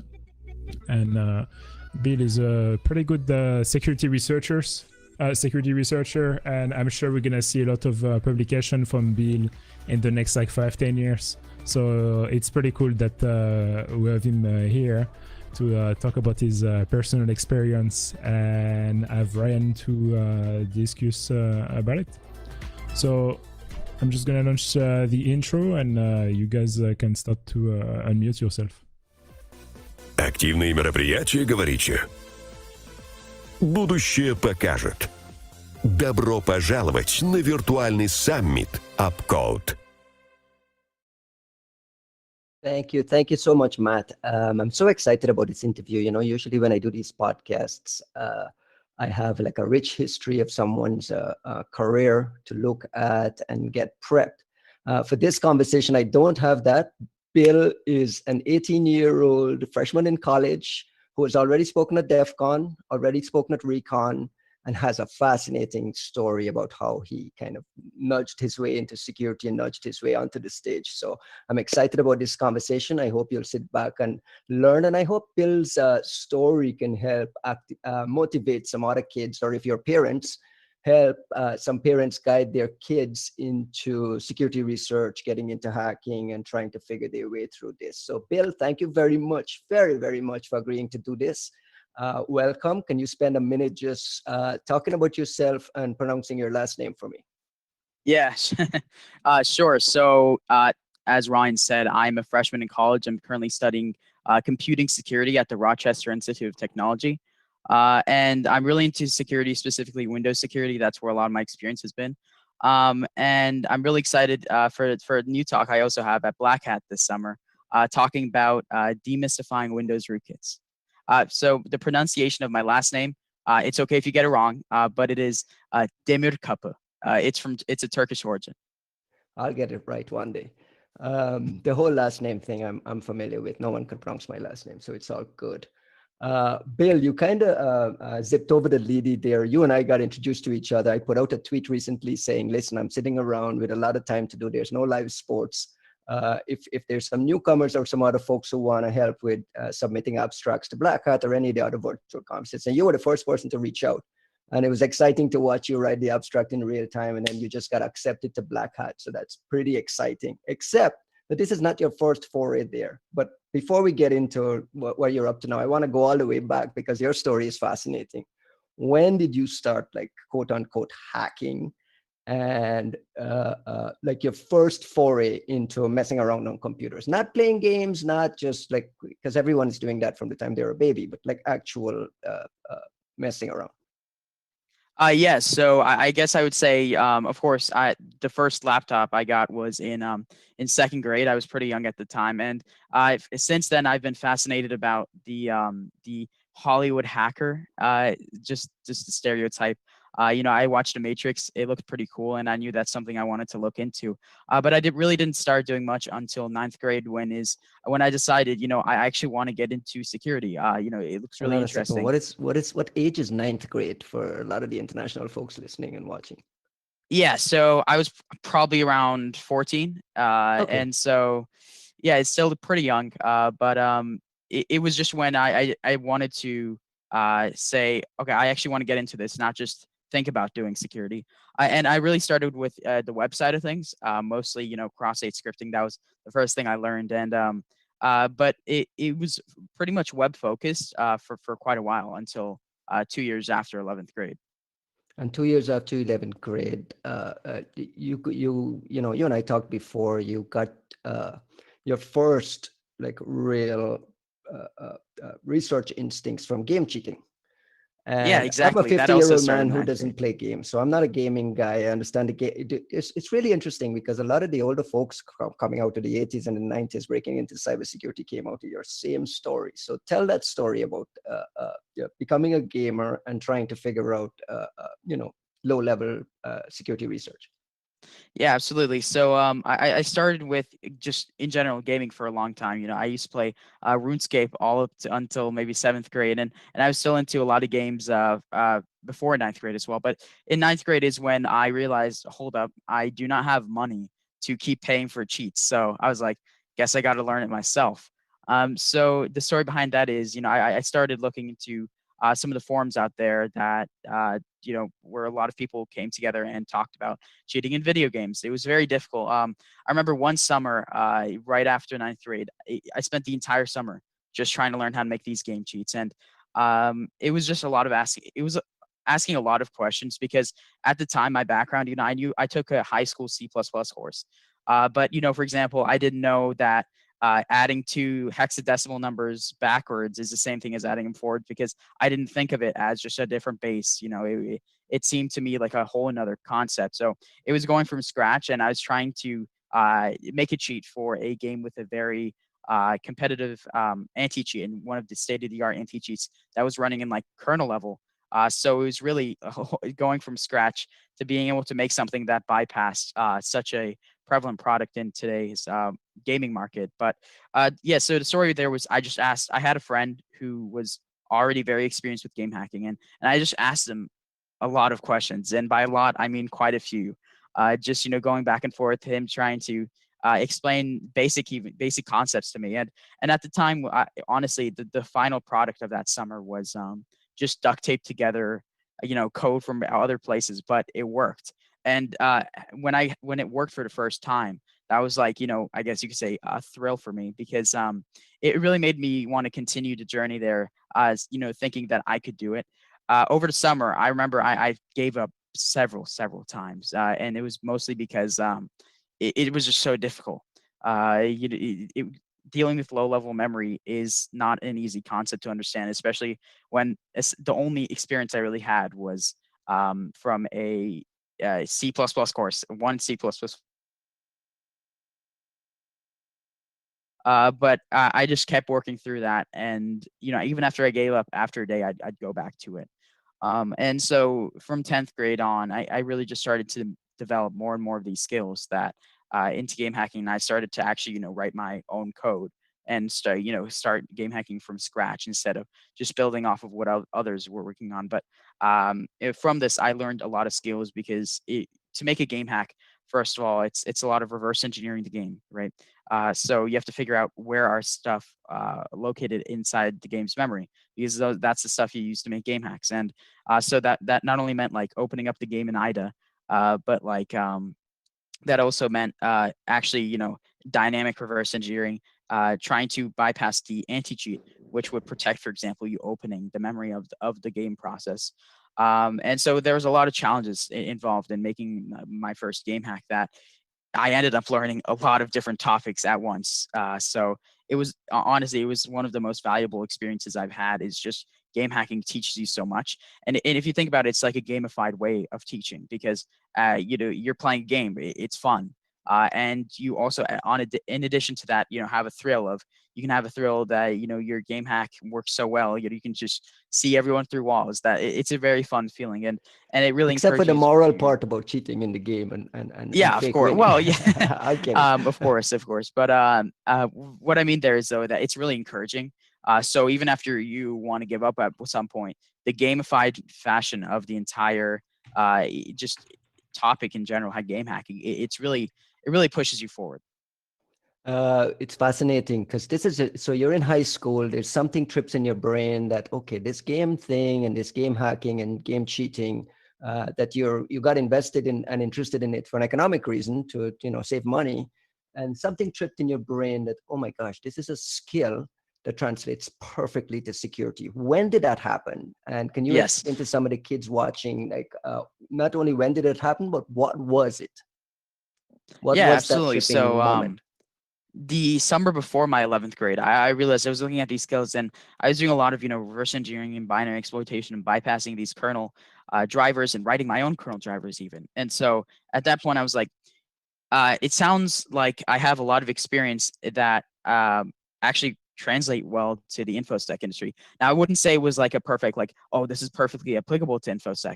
It was more like this might be. I was still very, very uncertain, but I thought that I had the necessary skills that where I could really start a career in the infosec industry. And so what I decided to do was, for the next summer, I wanted to find an internship. And so this process was very grueling, but essentially my strategy was find any security conference I can go to, and then try So to network wait. there. I want to set up this story because I heard this story before, but I want to, let me just Yeah. put it on the mat for the audience, right? So Bill is a high school kid.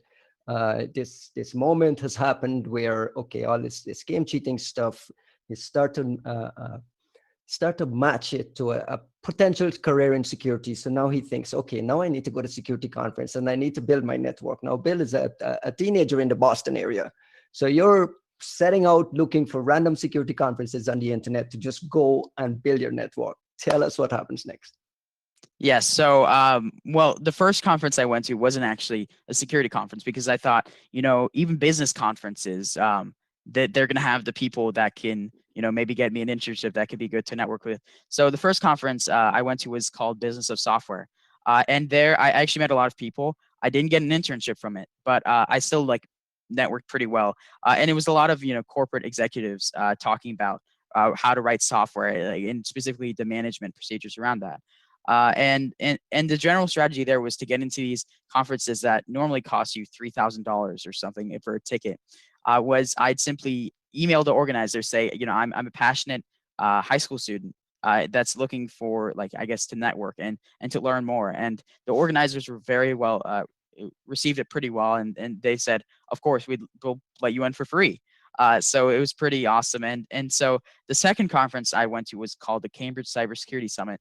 And this was about more cybersecurity policy, especially with the public sector, and how the private sector can work with the public sector. But so I, again, emailed the conference organizers there, and they were they received it pretty well. They said, absolutely, please come.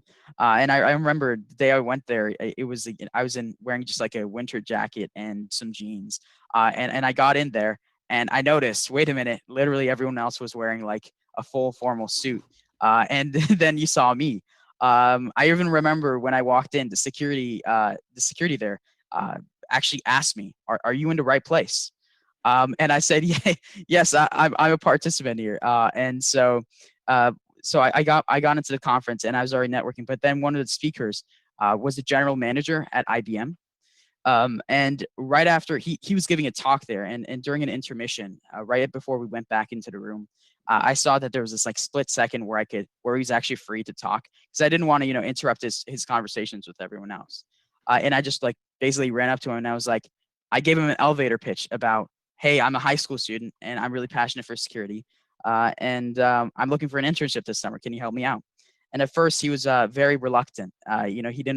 He was unsure about what to do next. And I kind of said, is there a business card you can give me?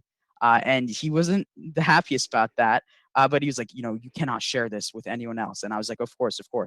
And he gave me his business card. And so after the conference, I sent him my resume, which didn't have much on it.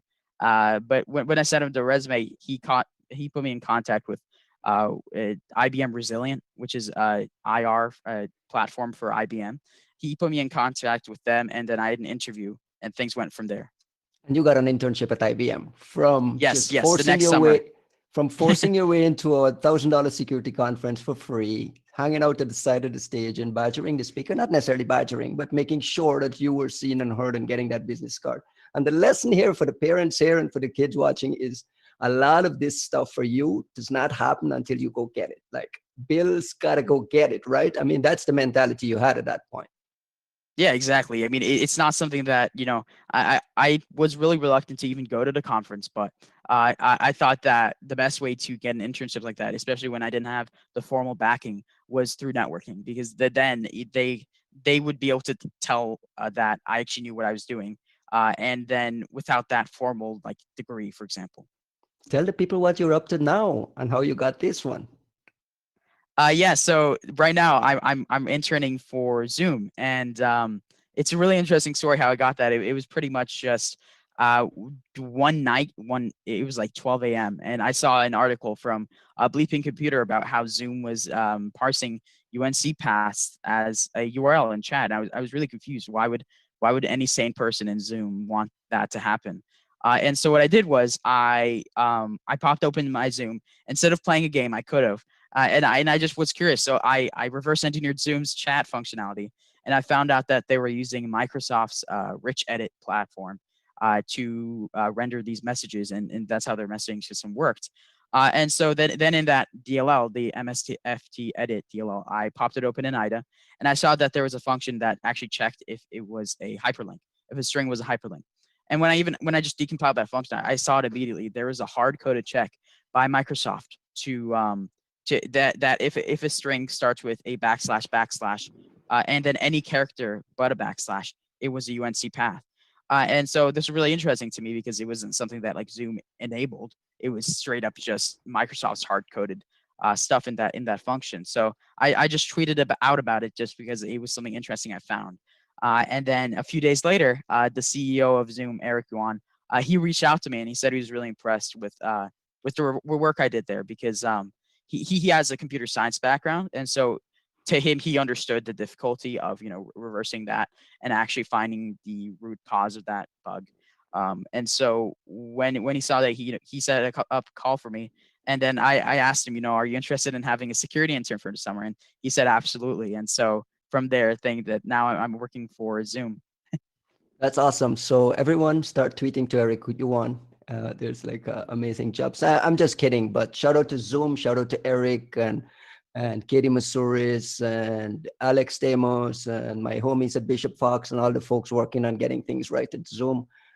Again, another example of Bill, showing the initiative and making the effort to put his, push his foot forward and use his research as his calling card and use his research as the resume. So again, for the students listening, wherever in the world you are, you got to go get it. And a lot of it is just showcasing your work and then finding places and stuff to do it.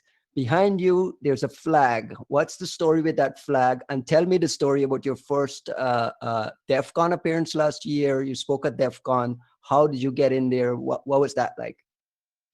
Yeah, so for it, actually, the research, for example, it was my first, you could say, subject of, I guess, penetration testing was really was my school's grading system.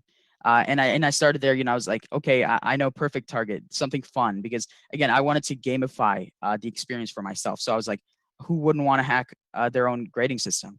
And so I started there. I just looked for basic web vulnerabilities. And I remember my first cross-site scripting.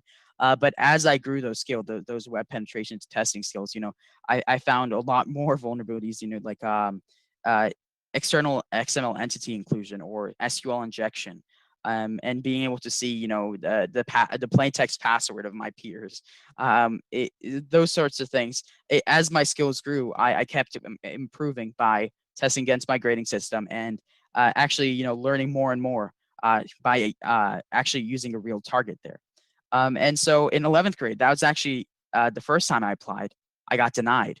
But I didn't let that discourage me, because the next year in my 12th grade, I did a lot more research that was on specifically Blackboard, which was the company that we used school software from.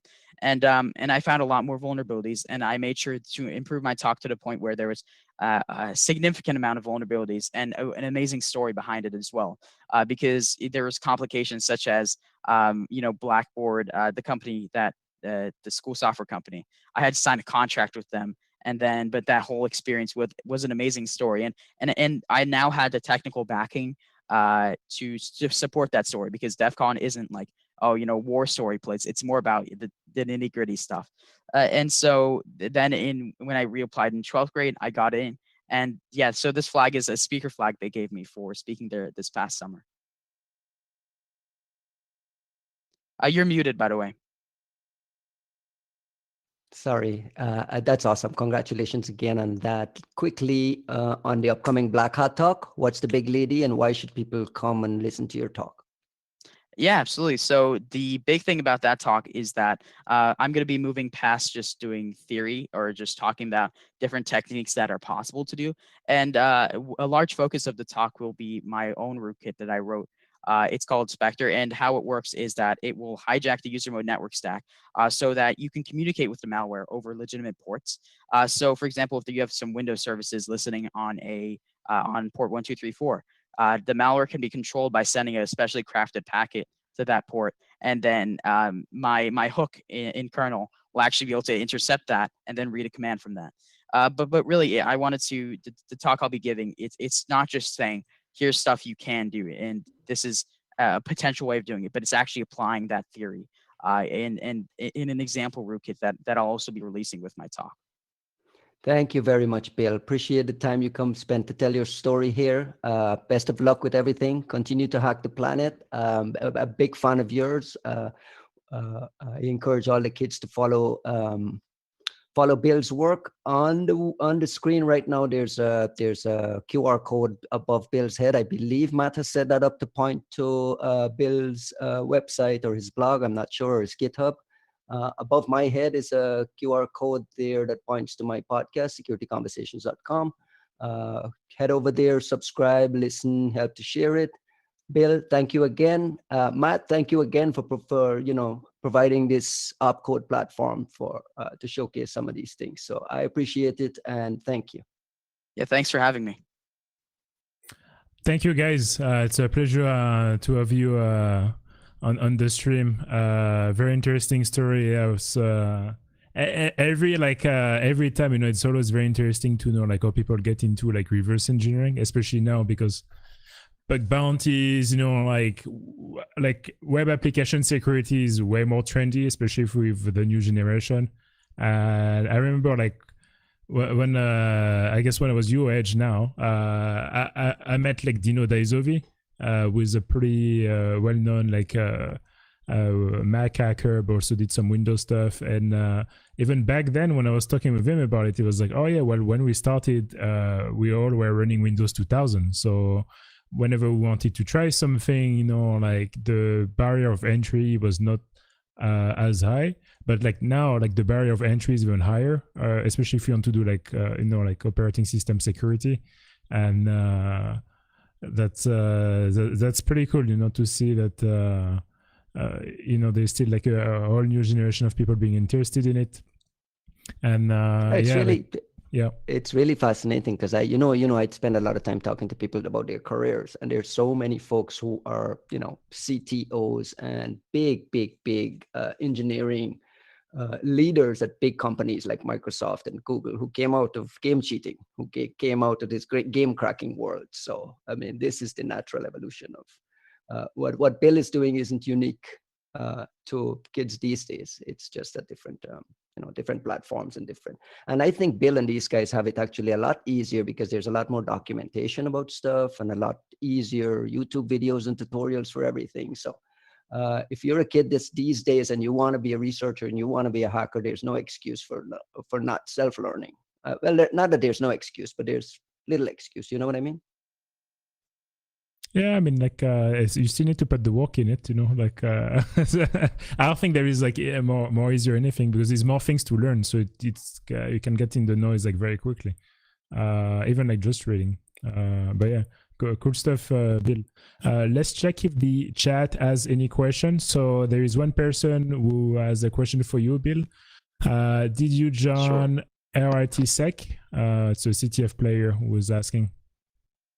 Yes, I think I actually, so RITSec is the security club at the Rochester Institute of Technology, and I am a member there, and I did play in the CTF as well. I think I believe I got second place. Oh, that's pretty cool. Congratulations. Yeah, thank you. How big is RITSec? Is it like a big group at the university or?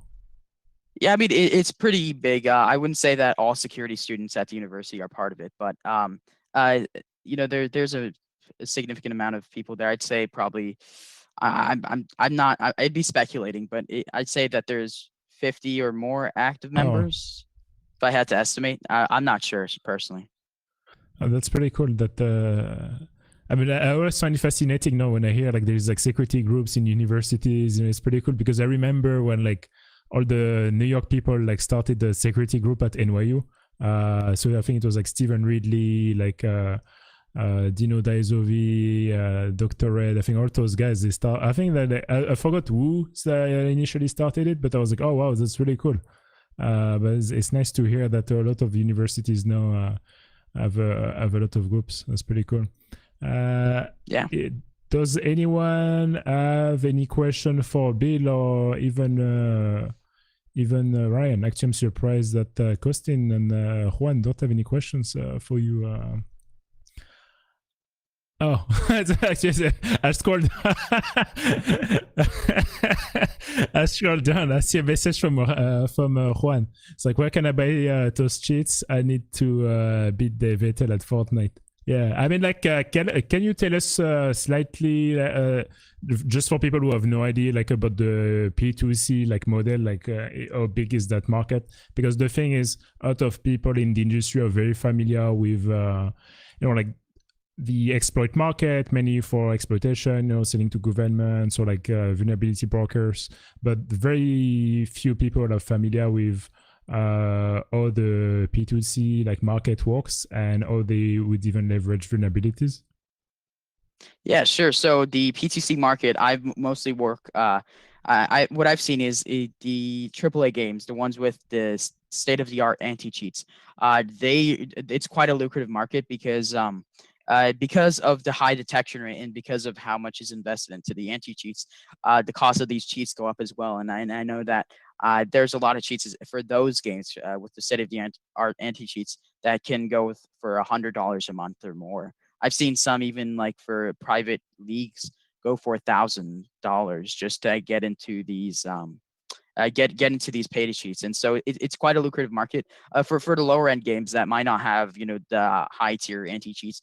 The idea there is that they sell them for cheap, but they do mass selling. So that means they'll sell to a significant amount of people, which will again make the same amount of money. And so the P2C market is still alive and well, and it's quite lucrative as well as because of the high entry to even make these cheats and keep them undetected.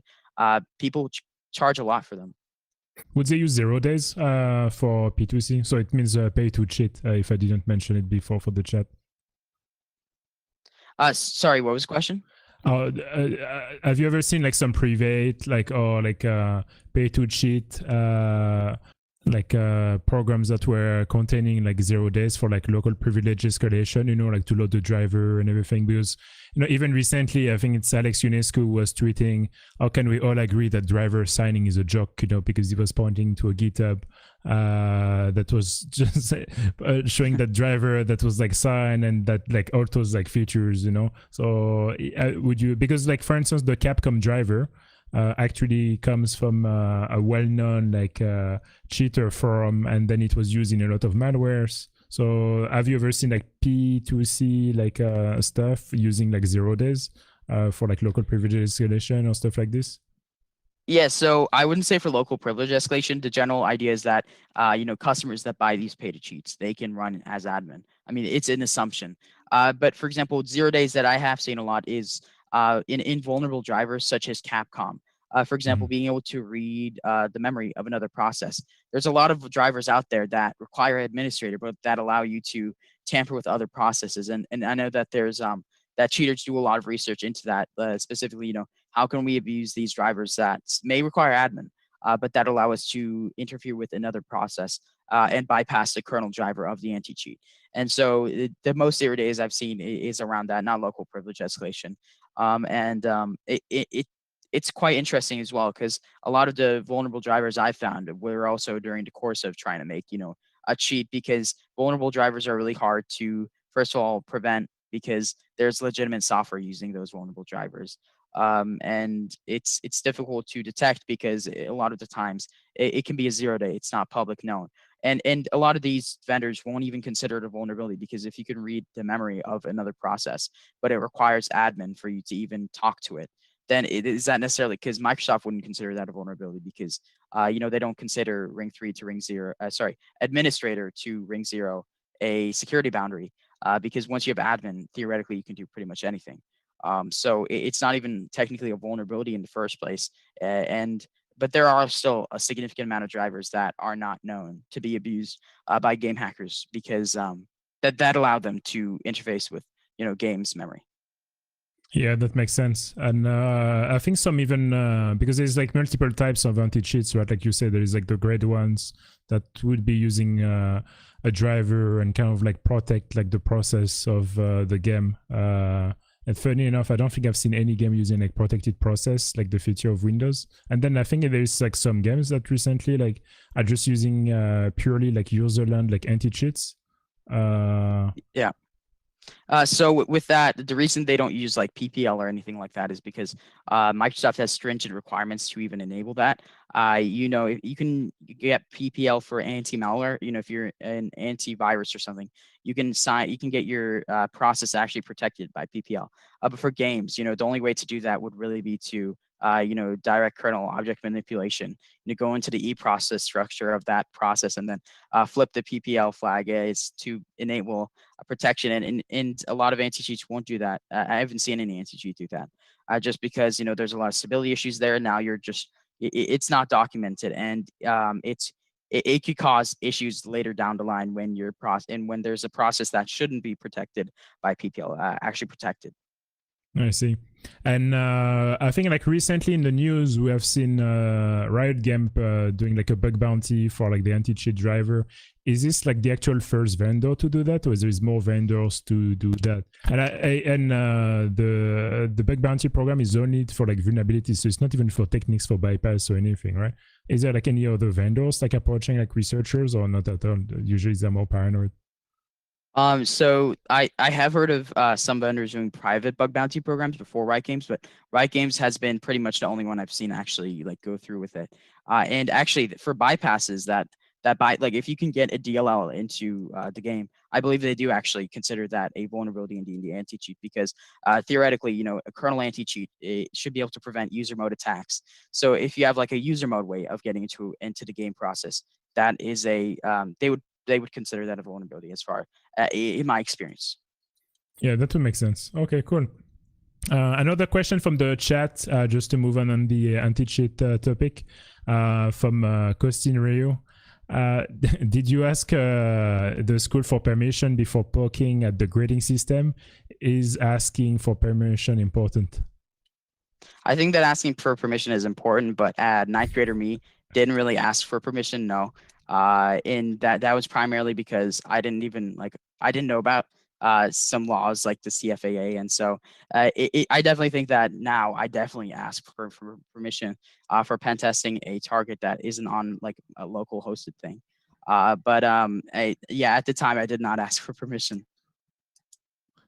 Cool. Well, I don't think we have more question. Well, thanks again for your time, Ryan and Bill. It was very interesting, and thanks again for sharing your story. And Ryan, thanks again for interviewing Bill. So on this, we're just gonna Активные мероприятия, говорите? Будущее покажет. Добро пожаловать на виртуальный саммит UpCode. And welcome back. So now we have one more presentation. So for our next speaker with Mohamed from Trend Micro. So while he's getting ready, I'm just gonna remind you guys again to, well, guys and girls, to subscribe on the channel. Feel free to join the Discord server, so we have a bunch of discussion over there. If you guys remember, initially we had an IRC server. Well, that didn't go like really well. I mean, it was okay. We had like 10 people to it, but like after like not even like 2 weeks, we had like 200 people on the Discord server. So I guess it's an important not to live with our time. But yeah, and so let me check with yeah, okay. So do you guys have any question, any feedback so far before we move to our next speaker? So we're gonna be having Mohamed to discuss about Pure Basic, and just waiting for him to get ready. I don't know if you can hear me actually. Oh, can you hear me now?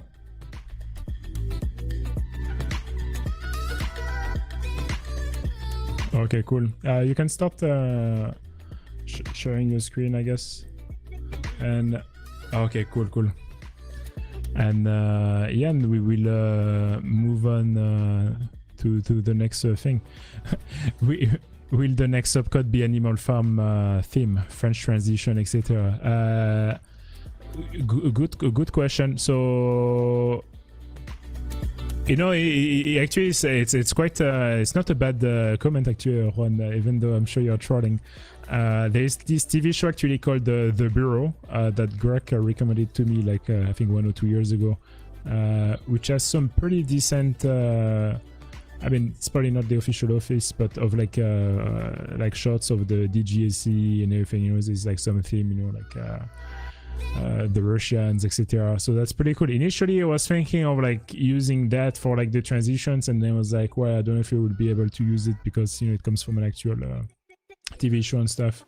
But yeah, definitely more than happy to use. Some cool stuff for the next transition. Again, if you have any recommendation for the next upcode, which is gonna be like in 2 weeks, let me check for the date. I think it's gonna be the 20th of May. Yeah, please send them over. And yeah, that's pretty much it. So our next speaker is Mohamed Mokbel. I hope I'm pronouncing that properly, from Trend Micro. And yeah, so just launching the transition. Активные мероприятия, говорите? Будущее покажет. Добро пожаловать на виртуальный саммит UpCode. Awesome, great. So I'm Mohamed Mokbel. I work for Trend Micro, and today I'll be talking about my own exploratory endeavor in the reverse engineering of a multi-platform compiler, and in particular, Pure Basic compiler. Although I hope that the talk is not like the end message of the talk is not just specific to Pure Basic as much as about the actual process behind it that I went through to reverse engineer this compiler. And as you can tell from the title, it's an exploratory endeavor, meaning that I have to go right, left, to get what I want and to piece different things to make sense of what I'm trying to do, just like when Columbus discovered America. So there is no set path that you have to take to get what you want. So this is the this is the process there. So yeah. A bit about me. I know a lot of you don't know me. So I'm a senior security researcher at Trend Micro. I'm a member of the Digital Vaccine Lab. And my interest lies in the areas of reverse engineering, malware, IDSs, intrusion detection systems, intrusion prevention systems. I'm very fond of the C++ programming language and compilers, and a bit on the software performance analysis side on different architectures. And I have a special interest in exotic communication protocols, especially protocols that don't fit particular specifications. For introduction, we'll talk about languages,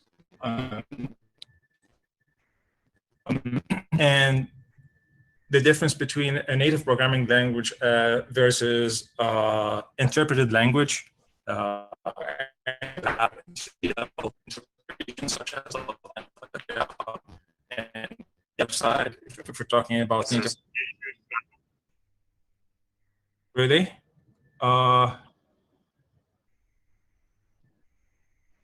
Okay.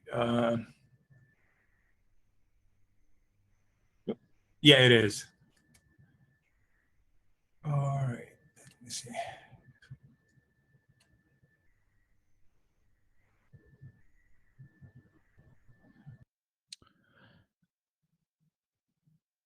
Yeah, sorry for that.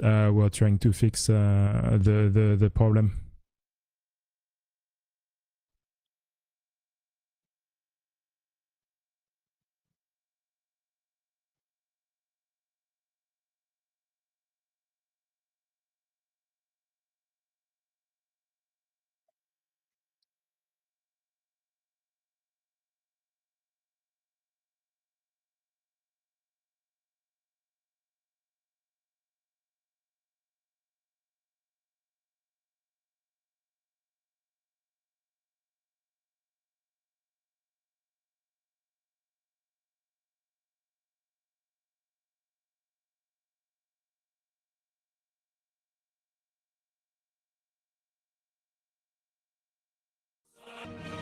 Some research for like Canada Zoom information. Okay, let's see if we get a call back now. Okay. So I didn't see you were quiet in the chat, so I was not sure if you actually joined it. Russian police version Daft Punk is also good. I wish you had given it to me before. Actually, like, yeah, in the transition video, the sound being used is some like techno remix of the USSR anthem. I don't know if you can notice. I'll switch back and forth to see if you can detect it. Активные мероприятия, говорите? Будущее покажет. Добро пожаловать на виртуальный саммит Upcode.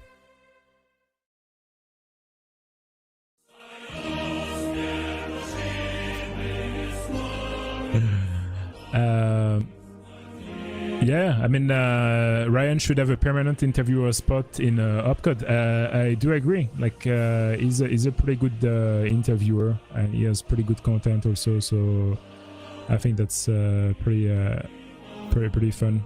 Does the Discord chat shows up on the stream? It does show up. So there is a merge from like Twitch, Discord, and YouTube.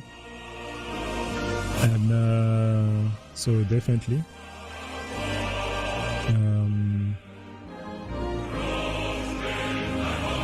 I don't think you can connect from two endpoints. No, I think you do. You can connect on Zoom with two endpoints. Actually, it's quite common. Like for instance, like VoIP is banned in a lot of countries. Let's say like in UAE, for instance. It is. it is banned, so people have to call. Who is the voice? It's my alter ego doing the Russian voice. So I mean, you know, like it's always useful. You know, it's Greg who taught me how to speak Russian. He's a pretty good Russian speaker. You know. And yeah, you can unmute yourself, Mohammed. Let's see if it does work. Let's see. 1, 2, 1, 2. Can you hear me, Mohammed? Or should I unmute your phone? Plot twist. You can unmute speakers on on Zoom. Oh, there's a double echo. Yeah, you have to put your computer on mute first. But yeah, so guys, while we have some time now, who do you think we should be inviting as a keynote speaker for the next OPCOD? So it's in 2 weeks, and I still didn't think of anyone yet. Do you have any recommendation?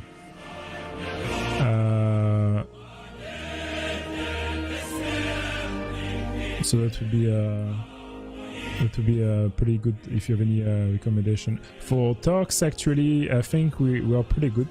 Like we may even have like a backlog of talks. But for keynote, you know, like is there like anyone in particular that you would be interested in hearing, or you know, let's say a specific topic that would be like quite cool, you know? The idea also is like to try to kind of keep like the scope like pretty broad. I mean, I do love reverse engineering talks, you know, but I can understand like even within reverse engineering there's like different branches. John McAfee. Actually, you know what? I did ask John McAfee. He redirected me to his assistant, who is his wife, right? And she said it does not appear on live streams if there is less than 5,000 subscribers. I personally do think it would be interesting, but then when I posted it on Twitter, I got some fire back of people saying, well, do not give a platform to that person due to all the allegations that are around him, which to a certain point I do agree. But let's say if like Barack Obama or like any US president is speaking somewhere, like no one is saying, okay, that guy is like a murderer, you know? So it's a give and take, you know? So it's a tricky one. Can you hear me, Mohamed? I can see you're connected with your phone, but you're on mute. Let me unmute yourself. I am. Oh, okay, Yes, okay. Can you just okay, yeah, it's perfect actually now. Can you share your screen again? Sure. Let me do that. Yeah, just mute your speakers, and that's pretty much it. OPCOD is going to turn into 24 hours of talks. I mean, to be honest, like once you have a live stream, like if you start commenting like a news article and stuff, definitely it's pretty easy. I think it's easier to stream on Twitch for that. YouTube, it's probably better if you do like events and you organize it. But if you do like some pop-up like streams, you know, like Twitch is a pretty good one. Yeah, can you put yourself in full screen? Oh, yeah. For Sure. like your slides, yeah. All right. Okay. Are we back online? Yeah, you can go. Okay, awesome. Sorry about that. Yeah, I guess I'm still trying to figure out how to do teleconferencing. All right. So back to this whole thing. We left on reversing native programming languages versus interpreted languages and the difficulties between them. So when reversing a native programming language, you would have to think about compilers, differences in the compilers, optimizations, libraries used, processes, phases, different file format, code generation, dependencies on any particular OS. So yeah. And for malware, mostly it is written in native programming languages, in particular x86, whether it's a 32-bit or 64-bit. Then you have C, C++, Objective-C, or Delphi. And all of these, they inherit different runtime libraries that you have to think about when reverse engineering them. And you have to have a better understanding of how the compiler linked each of these libraries, whether it's statically linked or dynamically linked. Now, of particular, we have the Go programming language. And if you remember at the time when it was introduced, it wasn't that easy to reverse engineer, although it is a native programming language and it has a lot of metadata that it gets pushed to the executable just due to the nature of how Go compiler works. But it was still very hard to reverse engineer until Tim Strazzari released his IRA plugin, and then this is followed by Juan Calvé, who released a set of Python plugins for the Android decompiler, and this was actually pretty good work, very, very solid work. And the reason that works, why those plugins are able to give us a lot of metadata for Go binaries when reverse engineering them, is that it's just that some runtime information has to exist in the compiled binary for the program to run. So that's that for native versus interpreted languages. So this talk is not about interpreted languages in any form or shape. It's about pure basic, which we'll delve into later on. So the top layout is, first we'll introduce pure basic, the language, a bit of examples, actually it's just one example, and then we go into the compilers and libraries.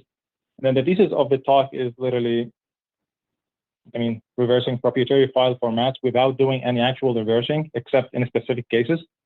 And the talk is geared toward the Windows version of the compiler.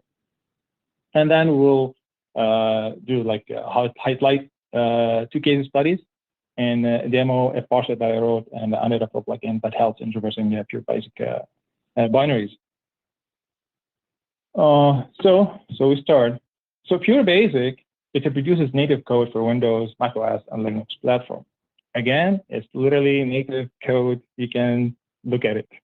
It's not intermediate or any interpreted language, because if you Google it and see people like talking about this particular topic, there's a lot of misconception around in like this particular area, which I don't know why. And then this language has an extensive library support, and you would be surprised how much it has to offer, from audio to gaming to databases to networking to writing GUI software. And it's extremely easy and like very, very, very powerful at the same time. I think it's probably like one-man type product.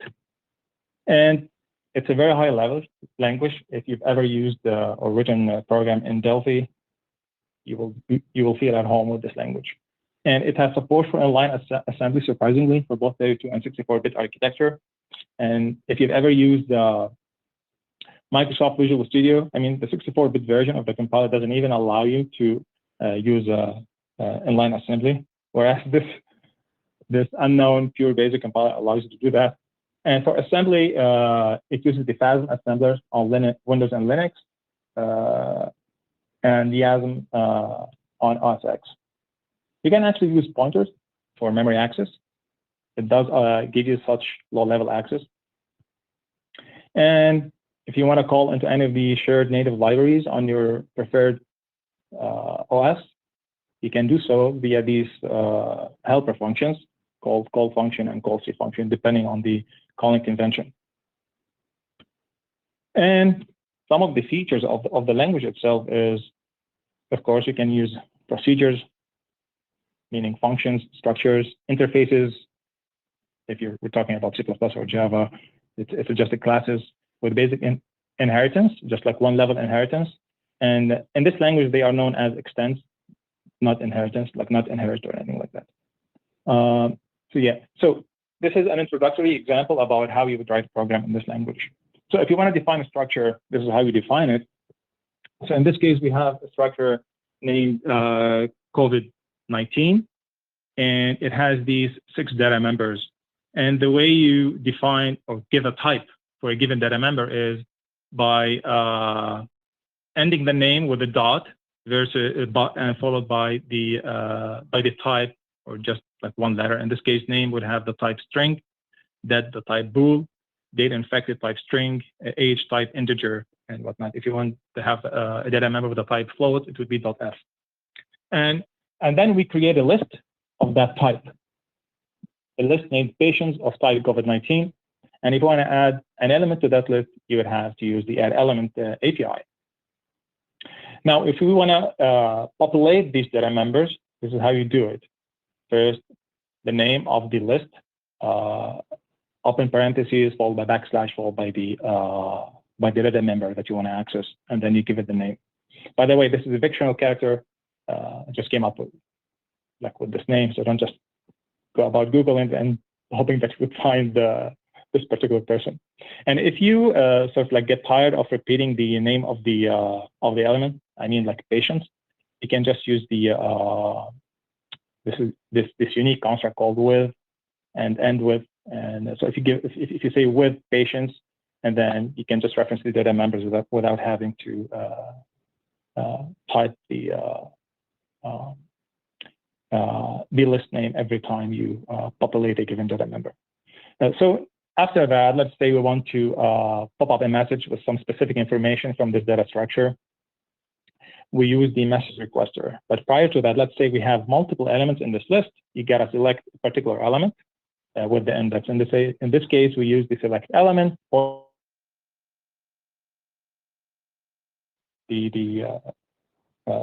index, or I should say the element in that list that is 0 in this case. So we only have one element in it. And then in this case, we call message requester printing out a dialog box with the title and the body of the message and the constant at the end, which is just an OK body. And if you want to clear the structure, use the clear structure API. And this is how this dialog box just shows what libraries in pure basic some of these functions reference. For example, clear structure is coming from a library known as memory, and the element one pertaining to the list, they are coming from a library called linked list. And for message requester, it is from the requester library. And since we are building this, let's say on Windows, so if you want to do a bit of deep dive into this, you will see that message requester at the end of the day calls message box Windows API. So after you run this, this is what you get. Just the typical dialog box on Windows. Now we're going to the compilation components of this particular compiler. So if you go after installation and you go to the compilers directory, this is what you see. So first we have the phasm.exe executable. This is an open source flat assembler for x86 processors. It's an assembly engine. It's very powerful and it has a macro instruction language. I'm pretty sure most of you, whoever did reversing or wrote any assembly, must know how easy it is to use this assembler. And the compiler, every time you use it to link the final object file, it always produces, for whatever program, it produces an object file under this particular name, purebasic.obj. And it is in COF format, common object file format. So for linking, the compiler uses polling, which again, another open source linker for linking multiple object files that are generated by this compiler. And then it comes with polid, which is just a library manager, which is again an open source by Bill Orenius. And you can use it to build import libraries, extract object files, or delete or list them or whatnot. Actually, at some point in time, I didn't realize that this executable exists. And I was planning to do it, write this thing from scratch myself, but then hopefully I found it before. And then we have this another open source from Bill Orenius tool called resource compiler, which is used for creating resource file, but resource file they are used for hosting the, for example, DB elements and any of these stuff. And comes the orchestrator, the master of all of these things, the PB compiler. So this is the main compiler. This is the actual component that actually emits the phasm assembly instructions. And it's always written under this particular file name, purebasic.as. So these are fixed. So as stated, it is orchestrated that leads to the generation of the final executable. So as you can tell, the guy is actually quite smart. He didn't have to implement any of the back-end components of the compiler as much as just the front end, as we'll see later on in the next slide. So this is a very smart move on the author of this compiler. It makes his life very easy by leveraging other people's work and focusing only on the front end sort of component, front end / next end, which is called intermediate type end. So if we to follow like the process of compilation of this compiler, it goes like this. So let's say we have this example, and the extension for the file is .pb. So, and all it does is it just uses the message requester API with the title hello, the text word, and it uses the constant message requester OK. So this is the pure basic source code translation unit that you feed into the compiler, pb compiler DXE, which does the lexical analysis, syntax analysis, and the code generation. So this compiler leads to the generation of the actual FASM assembly code under the name pure basic.asm. And here in this extremely and heavily truncated assembly snippet, you can see the nature of the generated assembly code. And it's very readable. Like here, I'm omitting the prologue of this assembly snippet, but you can test it yourself and you see the whole code. And then you use FASM to generate the object file, and then you want to link the object file to generate the final exe file. The compiler would use the PORC or polling executables. So this is the whole process of how the compiler goes about generating an actual executable file. The process would be it should be very similar on Windows and Linux, but just that use a different assembler. Moving forward, so this is like a more of a dynamic example of how the compiler would, like at the command line, how it would sort of like piece all these commands together for generating the final executable by calling the polling executable and giving it all these parameters that are, or at least I hope they are sort of explanatory. So I won't go in depth into each one of them. Now the libraries, which is the crust of this talk, because they are stored in a proprietary file format, and they are different from Windows versus Linux and macOS. So on Windows, they are stored zlib compressed with a particular header, so that the compiler can use them whichever way they want. Whereas on Linux and macOS, they are stored encrypted. Now, why? Of course, there is a reason for that. Actually, the author of the compiler doesn't want you to have access to these libraries that have all this rich functionality that you can use with your own program, because they have all the export APIs for you that you can just call and to perform whatever function you want. So the compiler is shipped with different types of libraries. So if you go under the compilers directory, you will see that you have this set of libraries. Like, for example, debugger. If you want to debug your program, so this library would be referenced. If you want to use a database type code, then you see the libmaria DB, and the list goes on. And now we have the list of pure libraries. So under this directory, we have around 116 libraries, and this is the this is where all of the functionality of the compiler resides. It's in this particular folder. If you want to send an email and you're calling any of the functions of this library, it is in a library under the file name mail.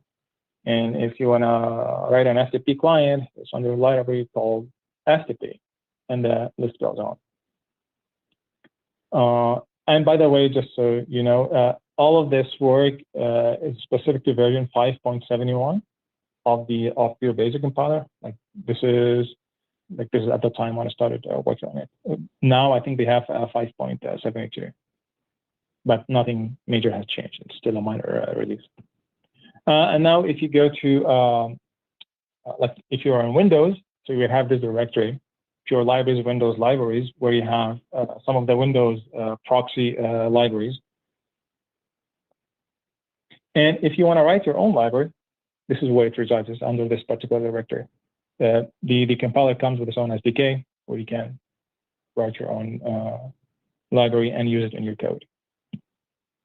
Now, this is actually quite an interesting design decision from the author perspective, and I found it quite good actually. So it has these two different subsystems. So for example, when you want to write like OpenGL or DirectX 11 code, you don't need to use specific APIs for each of these libraries. If you have a higher level API that would call into each of these libraries. And the way to decide on which subsystem to use is at the time of compilation, you just reference a specific subsystem, which is a very good design decision when writing compiler or software engineering any particular software. Now on Linux, you have GTK2 and Qt. Yes, and then another interesting design decision is what's known as residence. And these are precompiled binary files, and they are used for storing like predefined structures, constants, interfaces, and macros. And this is, again, a very good decision because it makes it easier to load all of these at once, even like before compilation, just at the time when you run the compiler. So usually like on when you use C++, you would have to include the header file, right? And you know the struggle when you have to deal with this, when you have multiple object files and you have to deal with all the different references, and so you end up with collisions and multiple inclusions. So this is a very good design decision. And if you choose to write your own resident files, the compiler actually comes with this functionality via the option create resident. Or if you want to peek into some of these resident files, the compiler IDE comes with a built-in structure viewer GUI tool. So you don't have to write your own tool. At one point in time, I decided I wanted to write my own tool until I stumbled on this already written tool by the author. I know now you might be wondering, so why all of this? What is the purpose of this talk? I hope you already read the abstract and things become clear. So the goal of all of this is that when you want to reverse engineer a native binary, as I mentioned at the beginning on the difference between native and intermediate languages, is that for native, you're going to have to account for all the runtime libraries, whether they are statical link or dynamical link. So when you reverse engineering them with your favorite tool, be it IDA or Giga or any other tool, it's easier if you have, for example, a Flirt database in IDA, Flirt signature, that would auto-annotate these already known functions for you, right? So, for example, for Visual Studio, for Delphi, already IDA comes shipped with these Flirt signatures, thus you don't notice it. So for this particular compiler, this is what it's trying to do, is to get a hold of these particular libraries and generate our own Flirt signatures for IDA so that reverse engineering pure basic compilers come easier. However, these libraries, they are, as I mentioned, they are stored in a proprietary file format, and for other platforms, they are stored encrypted. So there are different ways of approaching the acquisition of these libraries. Some of them is easy, but requires more manual work. The other one is more automated, and hopefully it is the right way, which what this whole talk is about.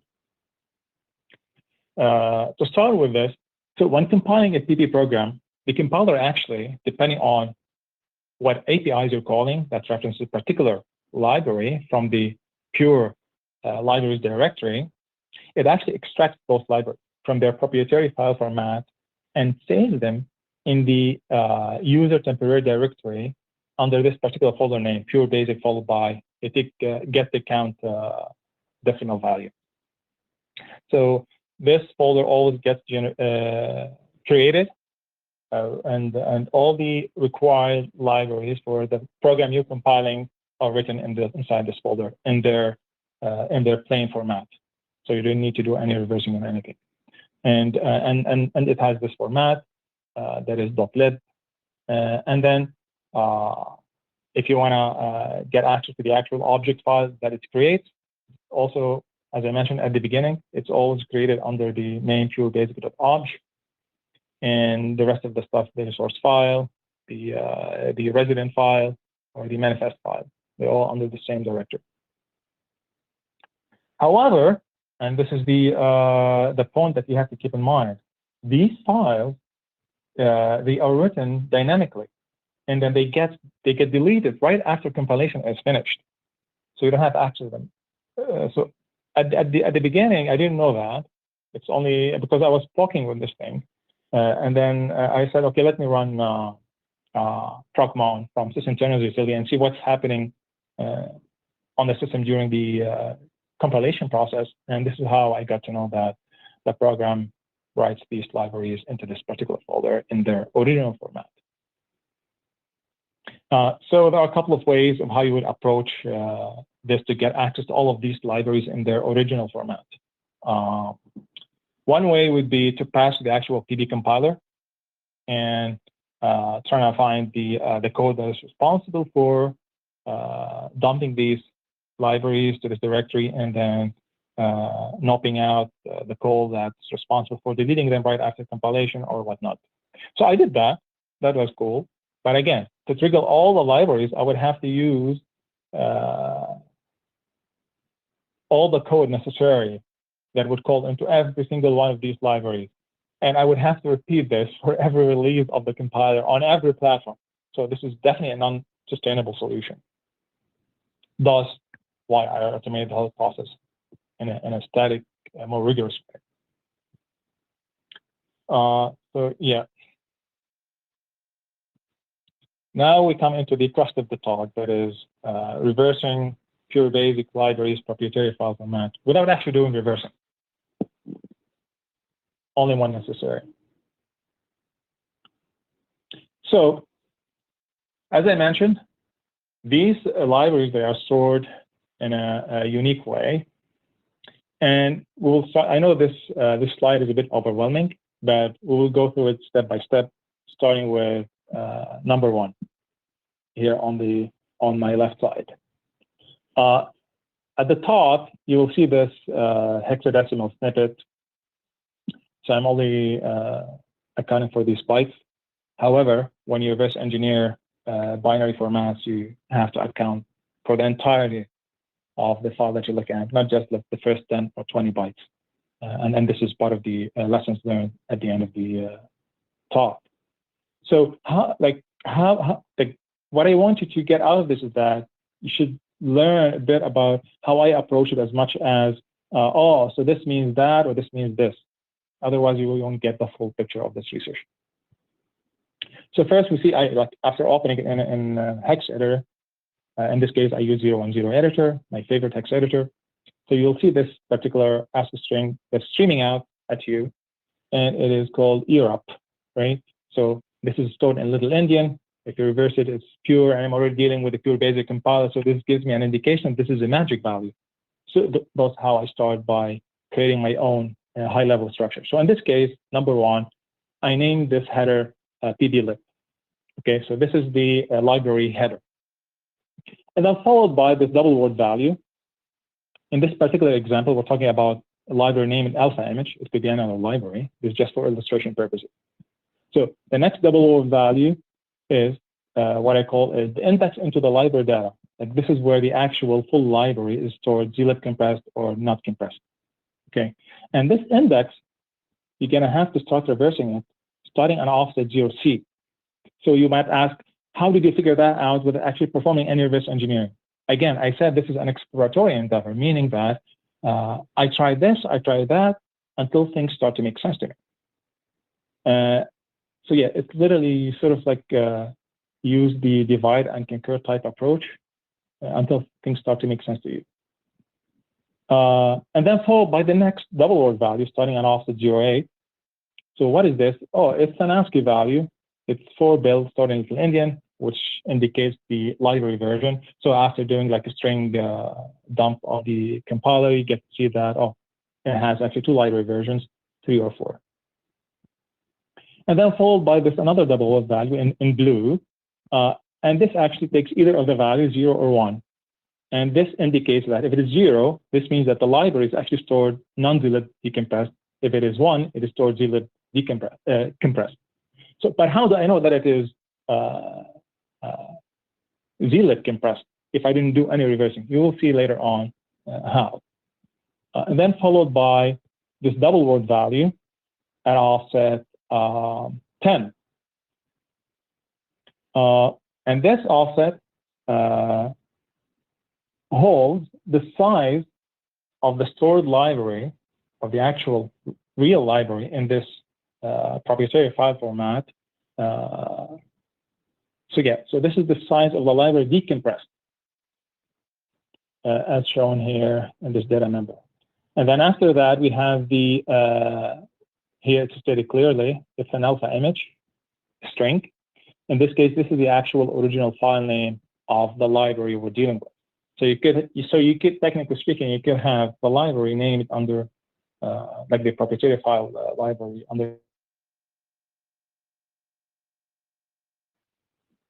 So the first, let's say 20 by 20, no, the first 31 bytes are represented in this number one structure, pd_lib. So how would you know that this is the end of the file name? Well, you have the non-terminating character since we're dealing with a string.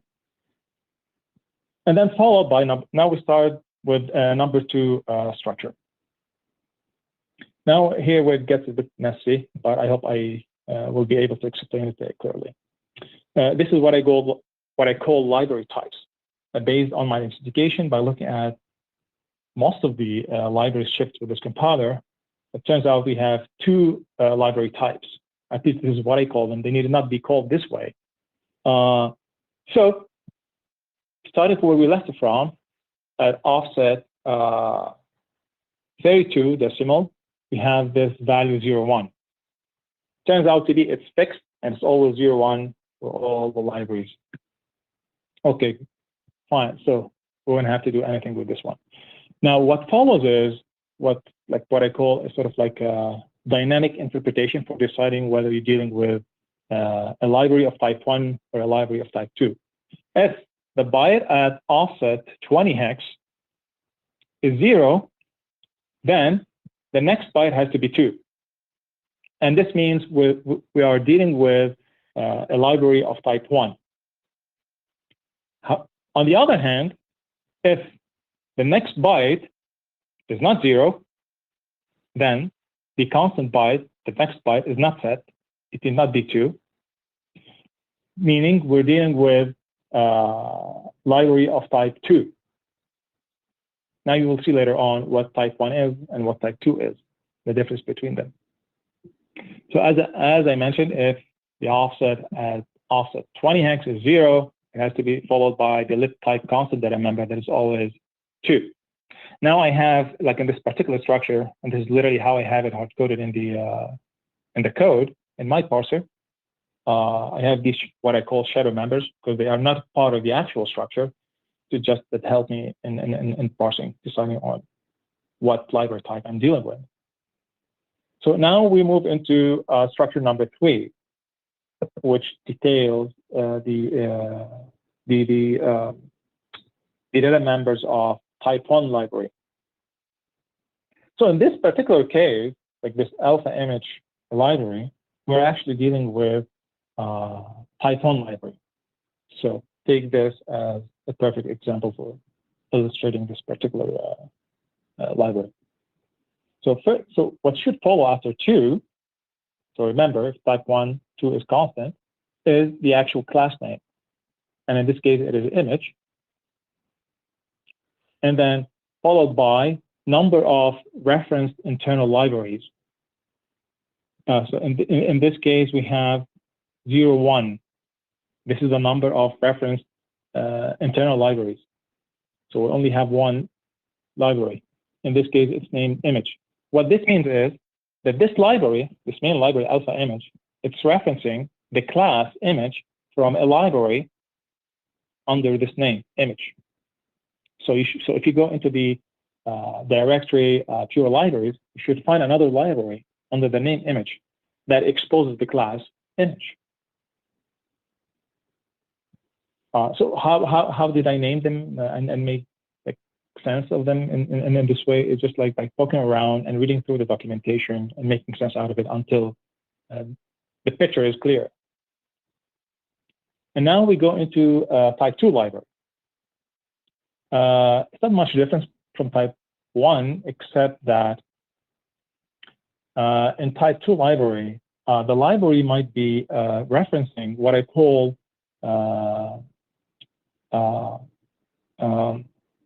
system libraries. By system, I mean like if you're using a pure basic Windows version, as you recall in previous slides, is if you go into the Windows directory, you will see references to Windows libraries that the compiler calls into when compiling on Windows. So this here clearly say that if such system libraries are referenced, so they are in the header with their names. So if you're referencing, if this library references, let's say, something from Ads API 32, you will see the name of the library here. And the rest is the same as type 1. Now, why the author makes such differentiation between the two, I'm not sure exactly, or why would he need to do that? I didn't go into do that much in depth of this, as it is irrelevant to my investigation. So that is that for this, for these couple of bytes. All right. So as I mentioned, those libraries, they are stored zlib compressed, either yes or no on Windows, whereas on macOS, they are stored encrypted, and they are not compressed at all in any form or shape. So how would I differentiate between the two when parsing them? That I'm dealing with a Windows or Linux or and macOS library. It turns out that the differences between the two headers is that the author sets in reverse order this data member, like instead of storing the decompressed size of the library, he sets it to the library version. So I do this exact check and see if this matches. This means I'm dealing with a macOS or Linux library and not Windows library. Initially, when I wrote the parser before figuring this out, I just let it to the user to decide. But it turns out that is a way, like an easier way to do it automatically on behalf of the user. Now we go into an interesting set of bytes as well. It turns out that the author also stores in this proprietary file format what I call function declarations for all functions/APIs that this particular library exposes. Why? Again, I don't know why, because you could just reach out to the documentation, which has extensive like help for a given API, but he has been stored with some additional metadata, and there is a structure specific to this list of functions. So starting from where we left off, we see here we start with this end alpha image. So this is the, remember, this is the function declaration now. So first, this is the API name. By the way, there is no member, which is interesting. I don't know why the author decided to do that. Makes it even harder to parse. There is no like double word value that would indicate the number of function declarations that follows. So you have to do it on your own while parsing this, and meaning accounting for it the proper way. So, and alpha image is an API name referenced in this alpha image library. But again, it's nil terminated. This is how I know it is the end of the API name. And then we have this byte in blue, which should hold the number of arguments that this particular API takes. In this case, it takes 0 arguments. So what should follow is what's known as the argument list. And this list will hold the size of each of the arguments that this API takes. But in this case, this data member doesn't exist because this API doesn't take any arguments. Of course, it did not be the case just for this particular example that I'm illustrating. So what follows after that is what I call API type, and in this case, like it's a double word value, and it is highlighted here in green. And this actually changes for every API, for every library. And to be honest with you, I have no clue what it means, and it doesn't change anything from reversing perspective. It must have been used like for tracking purposes by the author. I just don't know why. And then what follows after this is an actual documentation, actually, like a full string documenting what this API does. But in this case, as you can see, we have 0. So it means this particular API comes with no documentation. And yeah, and you keep looping until you finish parsing the entire function declaration list. And they are stored in this very specific structure format. So done with the function declaration part, then we move into part 2 on the right. And this is the most important part, actually. This is the part that stores the, or I should say, that gives us all the information needed to pull the actual library in its plain format that we would use to generate IDA signatures. And it has the following structure. As the bytes in orange, you can see here, there is another header. There's another magic value. It's pure. It's stored in little endian. And then what follows is we have this another double word value, which stores the actual size of the library file as stored in the proprietary library. And then what follows after that is the type of the library that's stored. Is it a data library or a debug library? So it takes either of these values, dat1 or debug1. Again, most of the data is stored in little endian. And what follows is the actual library content. And in this case, here, you see it is starting with 789C. And this is actually how I tell that I'm dealing with a zlit compressed data, because this is the header of zlit compressed data. So you can simply actually just take the rest of the data all the way starting from this offset until the end of the library or until the end of the file, and zlit decompress on your own, should you choose to, without having to do all the rest of the parsing. But that wouldn't be an actual endeavor, I should say. That would be just cherry picking stuff. So if you recall, I mentioned that on macOS, those libraries are stored encrypted and not compressed. And this is actually pretty much the only time when I had to do, other than patching the PD compiler, where I had to do a bit of reversing just to figure out the decryption algorithm so that I can implement it in my parser. And the decryption algorithm is actually quite simple, extremely simple, actually. And it has this key of double word value, which is constant for all versions that I was able to gather and look into. And for decryption, it's just simple. You just take a double word value at a time, and you subtract it from the key. And then on every iteration, you add the file size, meaning the data member here, the length, to the key, and you keep repeating, and you get the decrypted stored library. It is as simple as that.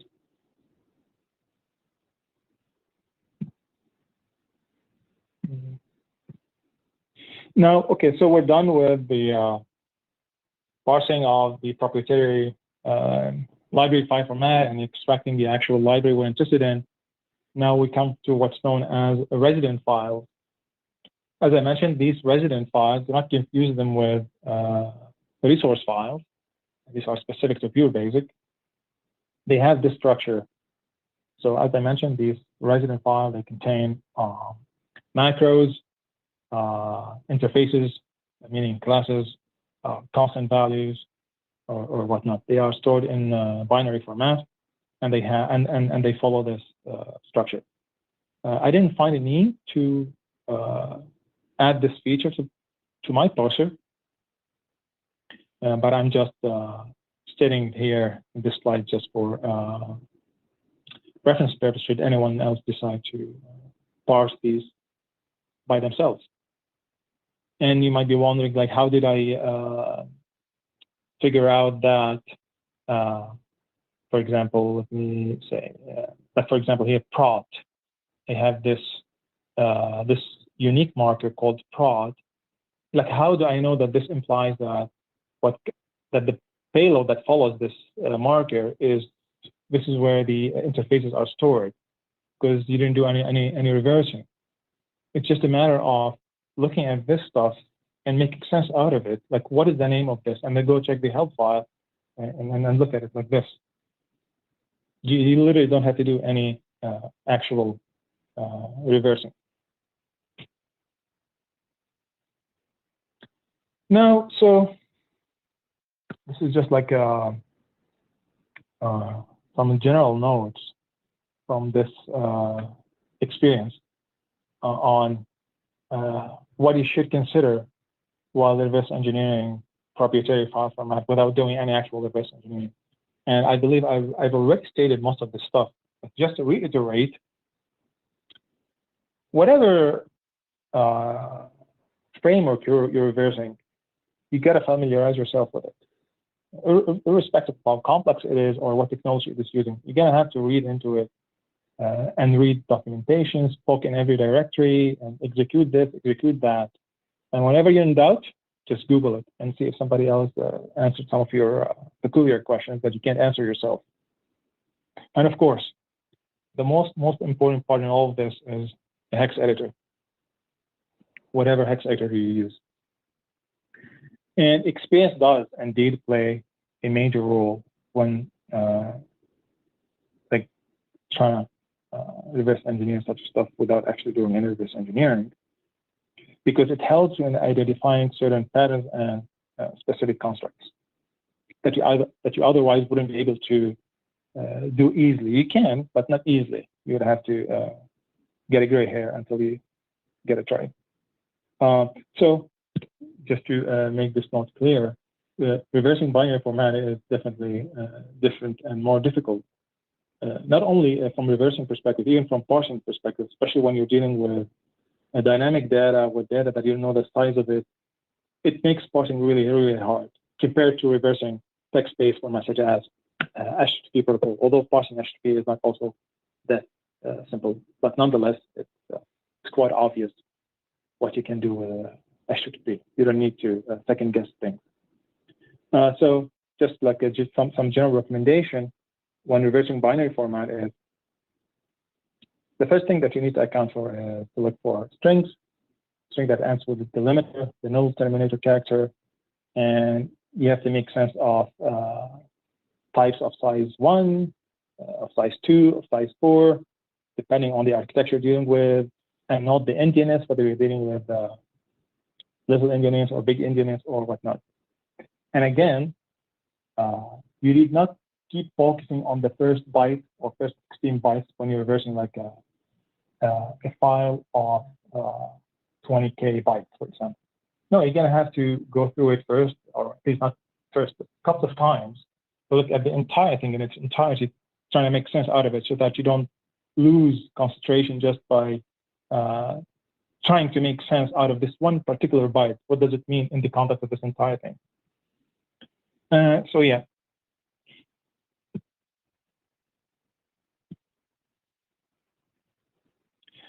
So after doing all of this, and I ended up writing parser, my own parser, but you could use KaiTai with its own high-level language to write a parser for it. Although I don't know how would you do it in an easy way. There is a learning curve to it. Or you could use a Blobify. It's a C++17 compatible library that allows you to parse like serialize, deserialize data. But again, it's also not up to the par of what you would want to achieve. It would require a lot of work to do the same thing. So I would actually suggest that you write your own parser instead and take it as a learning experience. So I wrote it in C++ and it parses all the libraries for all the platforms, and it gives you all of this sensor information from what we saw in all of the documented structures. And it can, of course, extract the library to disk and or the function declaration in XML file. So to give you an example, there is nothing fancy about it as much as just to prove that it does exist and it works.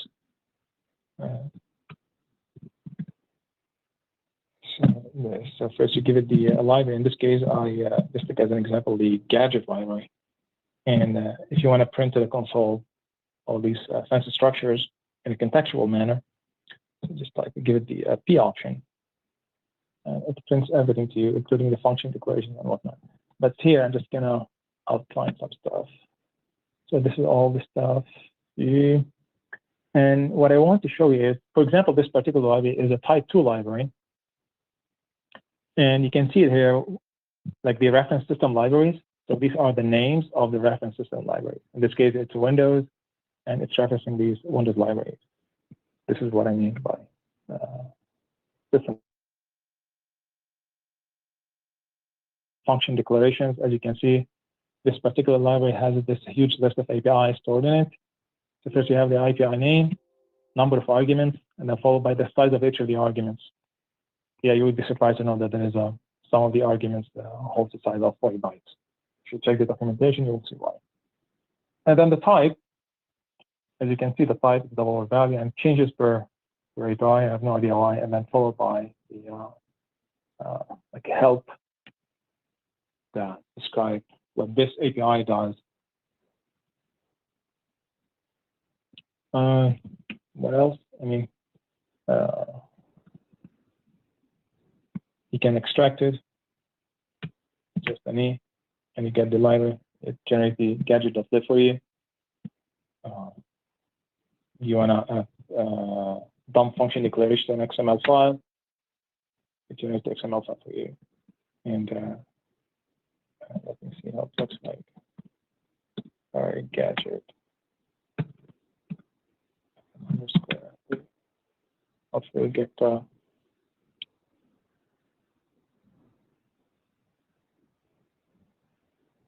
this is the list of function declaration and XML format. Should you decide to consume them in one way or another, so they are stored in standardized format. For the library, if I get to the directory this way. Yes.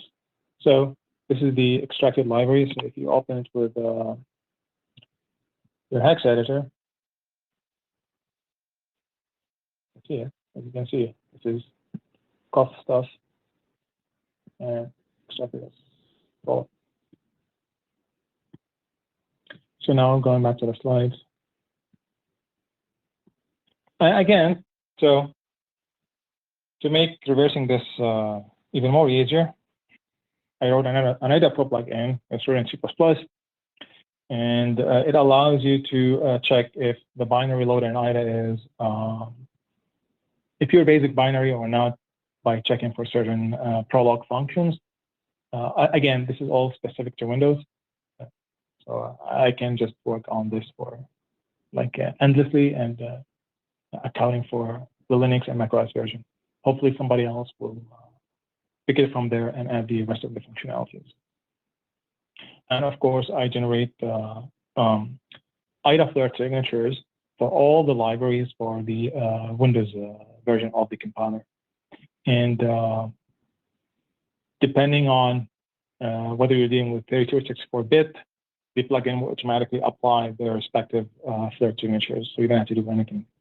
And after applying those signatures and then the code becomes clearer, you can look up any of those APIs just by right-clicking on it, and either by going straight to the online documentation, or you can move to the CHM help file into the plugin directory and open it from there. It takes you straight to the API. It's a very simple plugin, but it just automates some of the steps for you, so you don't have to wander around. And in case you're wondering how the plugin identifies that we're dealing with the pure basic or not, like this is, for example, for detecting 32-bit executables, it checks for this particular assembly code snippet, which is actually the prologue of every generated pure basic executable on Windows. And this is literally how I have this array stored in the code with these wildcards as well. And if you regress on your pbcomposite.exe file, you will see exactly these assembly instructions being emitted to purebasic.asm file down to the constant. And if you want to like DLL 32-bit, it has this prologue. I'm not gonna do too much. Not gonna talk too much into these. If you want to detect 64-bit, this is how I check for that. Now, for generating IDA first signature, I'm not sure if you're familiar with it or not. I mean, it's not a rocket science. You already have all the tools when you download IDA SDK. And so, yeah, I really don't know if I should. I'm not sure if I'm already over time or not. Am I over time, Matt?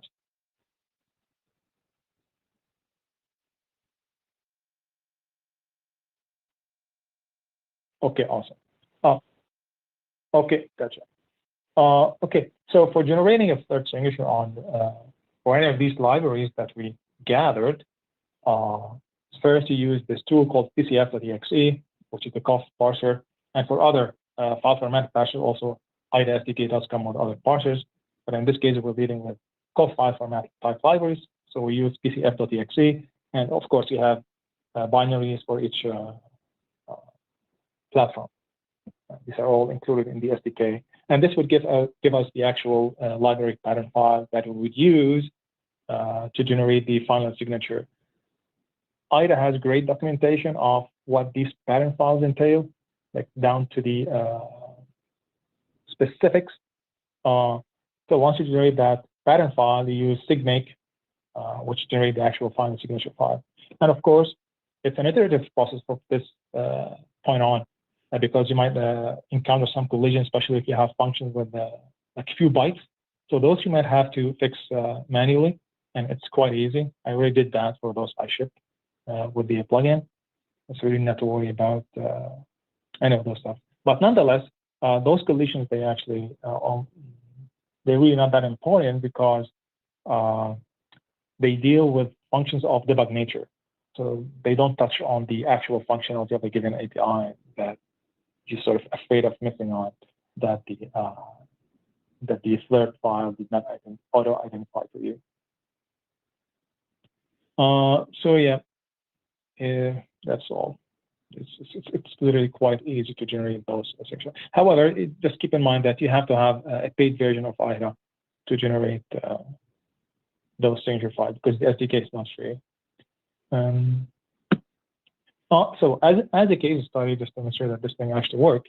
So actually, I didn't mention this at the beginning, like the trigger behind this project. My first encounter with the Pure Basic was in 2015. I looked at a malware at that point in time, but I didn't write about or anything like that, just internal work. And I didn't do much work on Pure Basic. I got done with that reversing, and that's it. And now fast forward to 2019 in November, Integer published a blog post on what's called pure local ransomware, and it was written in Pure Basic, and that's what got me interested again in Pure Basic and to do all of this work. And so this ransomware is written in Pure Basic, and I just don't know what version of Pure Basic, and it uses some custom functions and time analysis and whatnot. So originally, when you load it in IDA, you get only 18 out of 231 functions identified. But after applying those IDA flirt signatures, we will see that 124 were auto-labeled for you out of 237. And you can see that an additional 6 functions were discovered. No wonder, since IDA has more information now. So just to give you like 2 screenshots about the difference between the original non-labeled DB versus the labeled one. So well, actually this shows the labeled one. So as you can see, like this is how Pure Basic API names look like. It's already labeled these for you, and so they are self-explanatory. And if you're dealing with a ransomware, you can see the call to these encryption algorithm functions. So you don't have to peer into every function just to figure out what encryption algorithm the ransomware is using, whatnot. It's already stated for you in the function name. And another example, this is just like I took it from the examples directory from Pure Basic. It's an XML file that does all it does, it uses the XML library. It loads an XML file from disk and it parses it and displays it in a GUI dialog box, type dialog box. Originally, I identifies only 41 out of 555 functions. After applying the signatures, you get 300 out of 585. And as you can see, I also discovers a new 24 functions. And to see the difference, originally, as you can tell, you have no clue what this particular binary is doing. After applying the signature, after flirting it, you can see now it makes much more sense. You can already know what's doing. I mean, this is personal experience, so these might not be challenges for you. But the challenge I myself encountered is getting a hold of all of these versions of Pure Basic compiler, because on the official website they only list the most recent version. And getting access to those old versions just to generate the required third signature for all of them, you don't need to account for the minor releases, at least the major one. It's really hard. And even if you go on VirusTotal, it's still hard to find them. So I don't know how would you find all these prior versions. I'm pretty sure somebody else might have stored them somewhere. Yes, what is left is generating third signatures for Linux and macOS. This is literally just from now on, it's just a manual work. Somebody has to do it. And probably update the parser to parse the resident files. And probably add to the plugin the capability to load the function declarations and annotate all the identified functions, although I don't see this to be an important feature. But what's important is adding the identification for Pure Basic macOS or Linux binaries. And for dealing with those unidentified Pure Basic functions or those missed on collisions, perhaps we can use IDA to path plugin and do this like the manual way and generate another set of third signatures that deal only with these unique unidentified functions. So they are shipped under a separate signature file. This is more of a recommendation for anyone who tries to write their own parsers when parsing binary files with dynamic offset, dynamic lengths, with missing or not missing, just from design perspective, the author doesn't mention the length of what follows, and you don't know where to end when you parse stuff, is that it's always, at least this is my own learning experience, that if you know what this structure holds in terms of all the data members that you have to account for, just take that blob into a separate buffer and parse it separately. Because you can have a hard time accounting for all of these offsets, especially when you want to display it out. Because in my parser, I display out all the offsets like correctly, the proper way. Other than that, it's literally just a trial and error type endeavor. So you're gonna have to try this, try that until things start to make sense for you. Perhaps I can show the plugin. It should be quite fast. So here, for like this is the XML file that I showed. So this is initially loaded here without IDA third signatures. So if you go right-click, Kuba helper. First, we ask it if it is Pure Basic binary or not.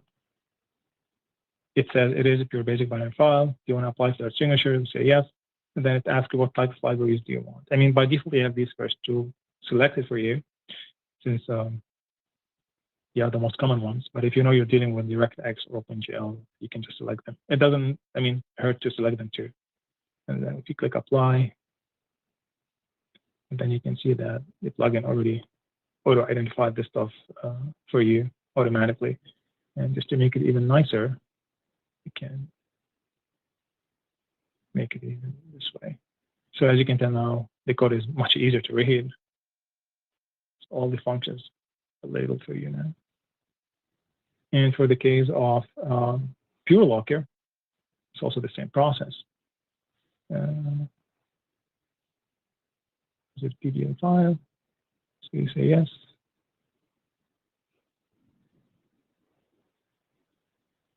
And if you go here, you can see these sys underscore, pd underscore, all these label functions for you. So yeah. So yeah, that's it. And conclusion. I don't give conclusion actually. I leave it to the reader to make up their own conclusions to see if they understood the presentation or not. And at the end, well, thank you for listening. And I'm sorry again about the hectic beginning with all these technical errors. Thank you. It's okay. It happens. Thanks for your presentation, and we'll post it on YouTube, and on the YouTube version, I will cut like the technical like issues, so it should be like a bunch cleaner. But it's interesting because I don't know which phone you're using, but the quality is pretty good actually with the microphone. Not with should I say the microphone, or no? Not the microphone, but the actual like phone or cell phone you're using. I mean, the sound is pretty good. Oh, awesome! That's good to know. Yeah, it's a good backup plan. You know, if you ever have any issues. Okay, it's a OnePlus phone, just for the record. Okay. Oh, it's from a cell phone, huh? Yeah. Okay, interesting. Questions from the chat. Will you share the Flirt signatures that you generated? Yes, I do. The Flirt signature, the parser, and the IDA plugin, and the very slides. cool. Oh, very cool. And is it another Packer advanced model? Question mark. Pardon, what is that? Is this another Packer's advanced model? It's not a Packer at all. This is a compiler. It's got nothing to do with a packing or anything like that. Because that guy also oh yeah, it was a bit unclear about what you were trying to do. Like I'm reading the initial like messages like, oh, it seems Trend Micro analyze techniques used by hackers in the wild, pairs the speakers talking about compiling PB to ASM. I'm not sure. Yeah, that makes sense. Cool. And have you ever seen like a malware using Pure Basic? Yes. So for here, actually, surprisingly, on April 2nd, again, Avast actually published a blog about a malware with the installer written actually Pure Basic. And then you have Pure Locker. And then you have the one I encountered in 2015. And then after I did that, actually, I wrote a threat hunting rules, Jira rules on VT. And then once you run those through, you will see how many malware written in Pure Basic. There's a lot. Oh, you mean like the rule you were showing before? You used it in VT, and you're getting some samples now, so you're still looking at them. Exactly. Yeah, because now I am able to fingerprint the Pure Basic binaries, and then I add some specific check just to give me an indication whether I'm dealing with a malicious Pure Basic binary or not. And yes, you will get to see a lot actually. Yeah, that would make sense. It kind of reminds me like back in the days, you know, when people were writing like crackmes in Delphi, when people had to like disassemble them and to look at them, they were like going like, oh, like what is this, you know, because of P code and everything. So actually it's the first time I hear about Pure Basic. I didn't know at all about Pure Basic, so it would be quite interesting if you can find a bunch of them, maybe from the same authors, you know, like, or like same group of authors. Exactly. Yeah. Yeah, That's pretty cool. I wouldn't be surprised because it's a cross-platform. So Yeah, I guess instead of like other languages, especially if like you said cross-platform, like even like now, like usually we don't see that many like Linux malwares. So if there's some pure basic malwares running on Linux, that would be like quite interesting to watch actually, because even for like regular binaries on Linux, there's like almost no one analyzing malwares. Windows is a lot of people. Mac OS, there's some people. Linux is like, it's almost like dead no man's zone, like as if it does not exist, but we all know there is plenty of stuff. I agree. And usually nowadays they are focusing on targeting IoT devices. Like you get to see a lot of Mirai variants and with additional functionality like this Linux-wise. It may not be Linux specific, but this is what the major focus now on the Linux side. And for Linux, I mean, based on my, it's my work is mostly like whenever like an advanced persistent actor wants to target a particular organization, then they write, of course, Linux, Mac OS, or Windows binaries. So they still not as widespread as Windows, as you mentioned. Yeah, I don't know if they're less widespread. I mean, definitely, but they're more targeted because, like cloud, if you just look at cloud operating system, more than 50% of them, like even on Azure, is Linux. And if you have like some Linux OS, on any like cloud providers, well, there's basically to us like your servers, right? So it's gonna have valuable information for sure. Whereas like Windows, there's a lot of desktop and everything, so it's kind of like a different landscape. Which is a bit of a shame because like if you look at cloud security for like malware, so especially for Linux, it's just very bad. Exactly, and I totally agree. I think it's just a matter of time before the attacks start to catch up with the current landscape, like in terms of cloud Linux adaptation. And I think Sophos like recently published a paper about an actual incident targeting cloud services where a Linux malware was used. I think Intezer also like published some stuff like a few months back. Even internally, like we're very like because we have a platform for memory analysis, we're like really focused on Windows for a while, and last year we kind of like started to pivot to focus more a bit on Linux just because of like Cloud OS. There's a huge gap there, and like no one knows how to do anything, It's like and Windows like knowledge like really varies. Like you're gonna have some people who are gonna be like really good, but a lot of the people like are gonna be like really average for Windows like analysis, and it's always like the same thing for malwares. So it's kind of like difficult to like even if you look at like malware trainings, they're kind of like all a bit of the same. It's very basic. So that's really interesting to see. If there is more like pure basic stuff. Have you seen like many people doing research on pure basic before you started to look at it, or is it something like? No, I'm actually the only one. There is no prior research in this area. I tried my Google Kung Fu skills to see if somebody else did any research, but none actually. Yeah, but not. And how did you find the first like pure basic sample, the one you were looking at? Oh, back in 2015. Oh, it was in 2015 now? Oh, wow. 2015, yeah, I know. And I still have the report. I needed the research only now? Only now, exactly. It's only now. And I didn't pay attention at all at the beginning, like back in 2015. I actually didn't have time to be honest with you as well. It's only now that I got so interested again in this. And I've become wiser and more experienced. So yeah, it definitely plays with it. Yeah. And it's a commercial language, right? Or is it open source? No, it is commercial, but it's quite cheap actually. It's and the license is perpetual. Okay. It's very, very, very cheap. Yeah, that's yeah, I'm just checking on internet now actually to kind of see. Yeah, it is purebasic.com.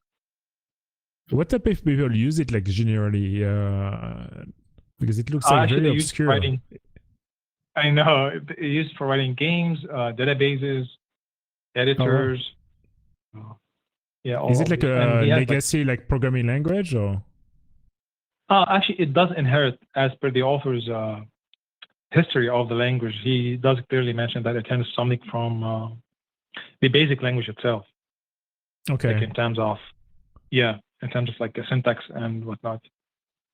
That's yeah, that's pretty cool.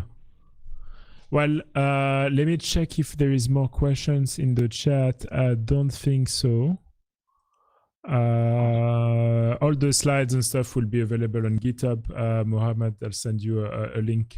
Also, like I uploaded your slides already, but like all those references, like for like the Float signature, your IDEA plugin and everything. Don't hesitate to add them to the README for the GitHub.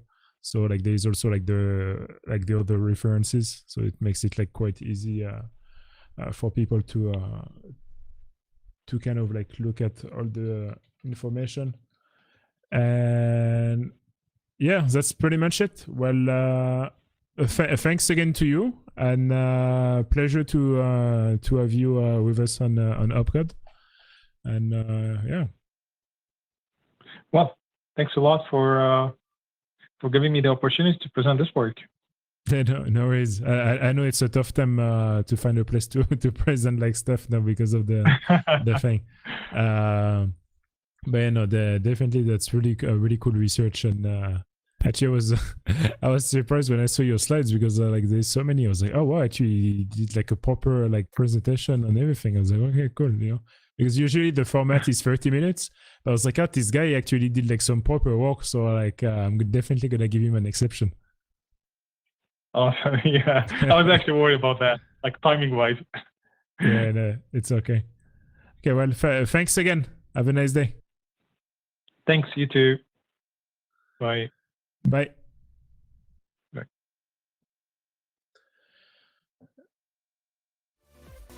Активные мероприятия, говорите? Будущее покажет. Добро пожаловать на виртуальный саммит Upcode.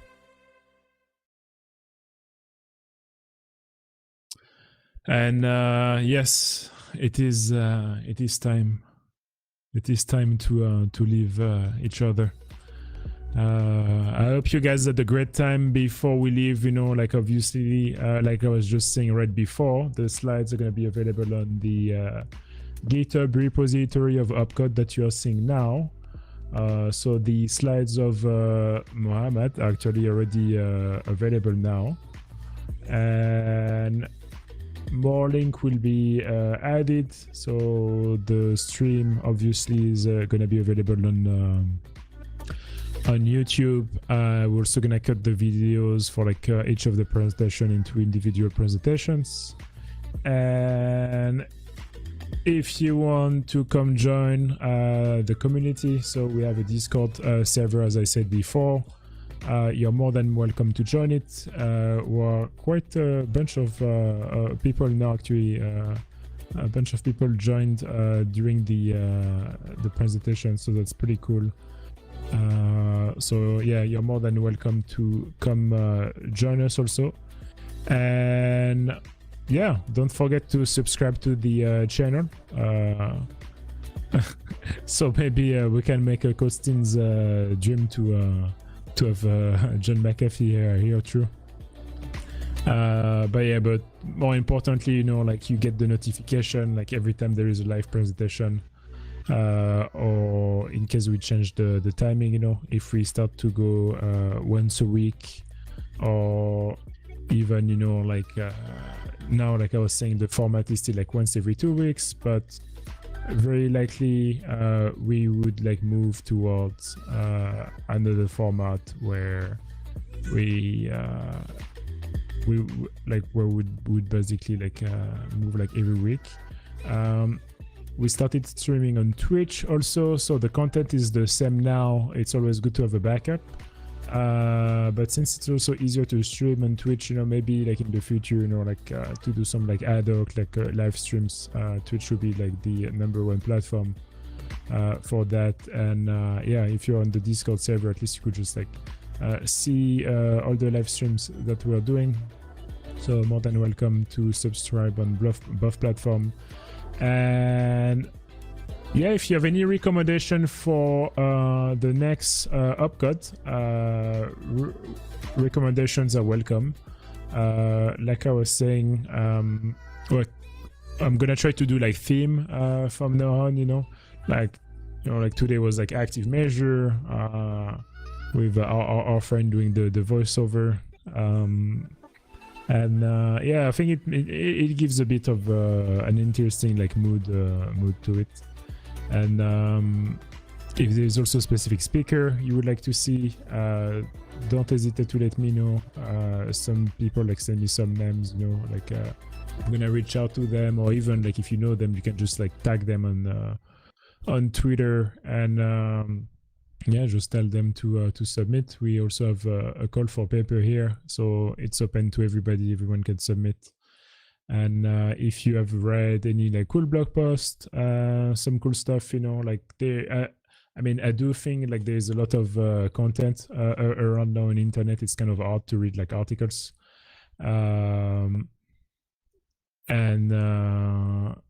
Yeah, so it's kind of nice to be able to like pearl the author of a nice blog post to kind of get the analysis.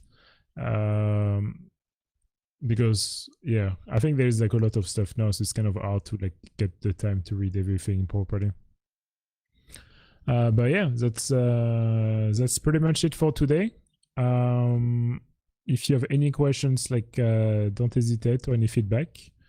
And yeah, like I guess that's pretty much it for today's edition.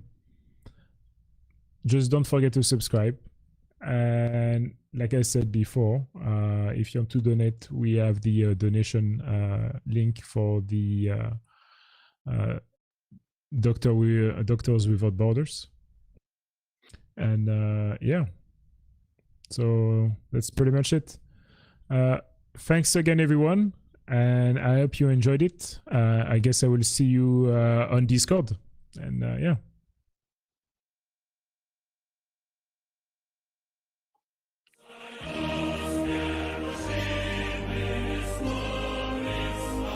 Активные мероприятия, говорите?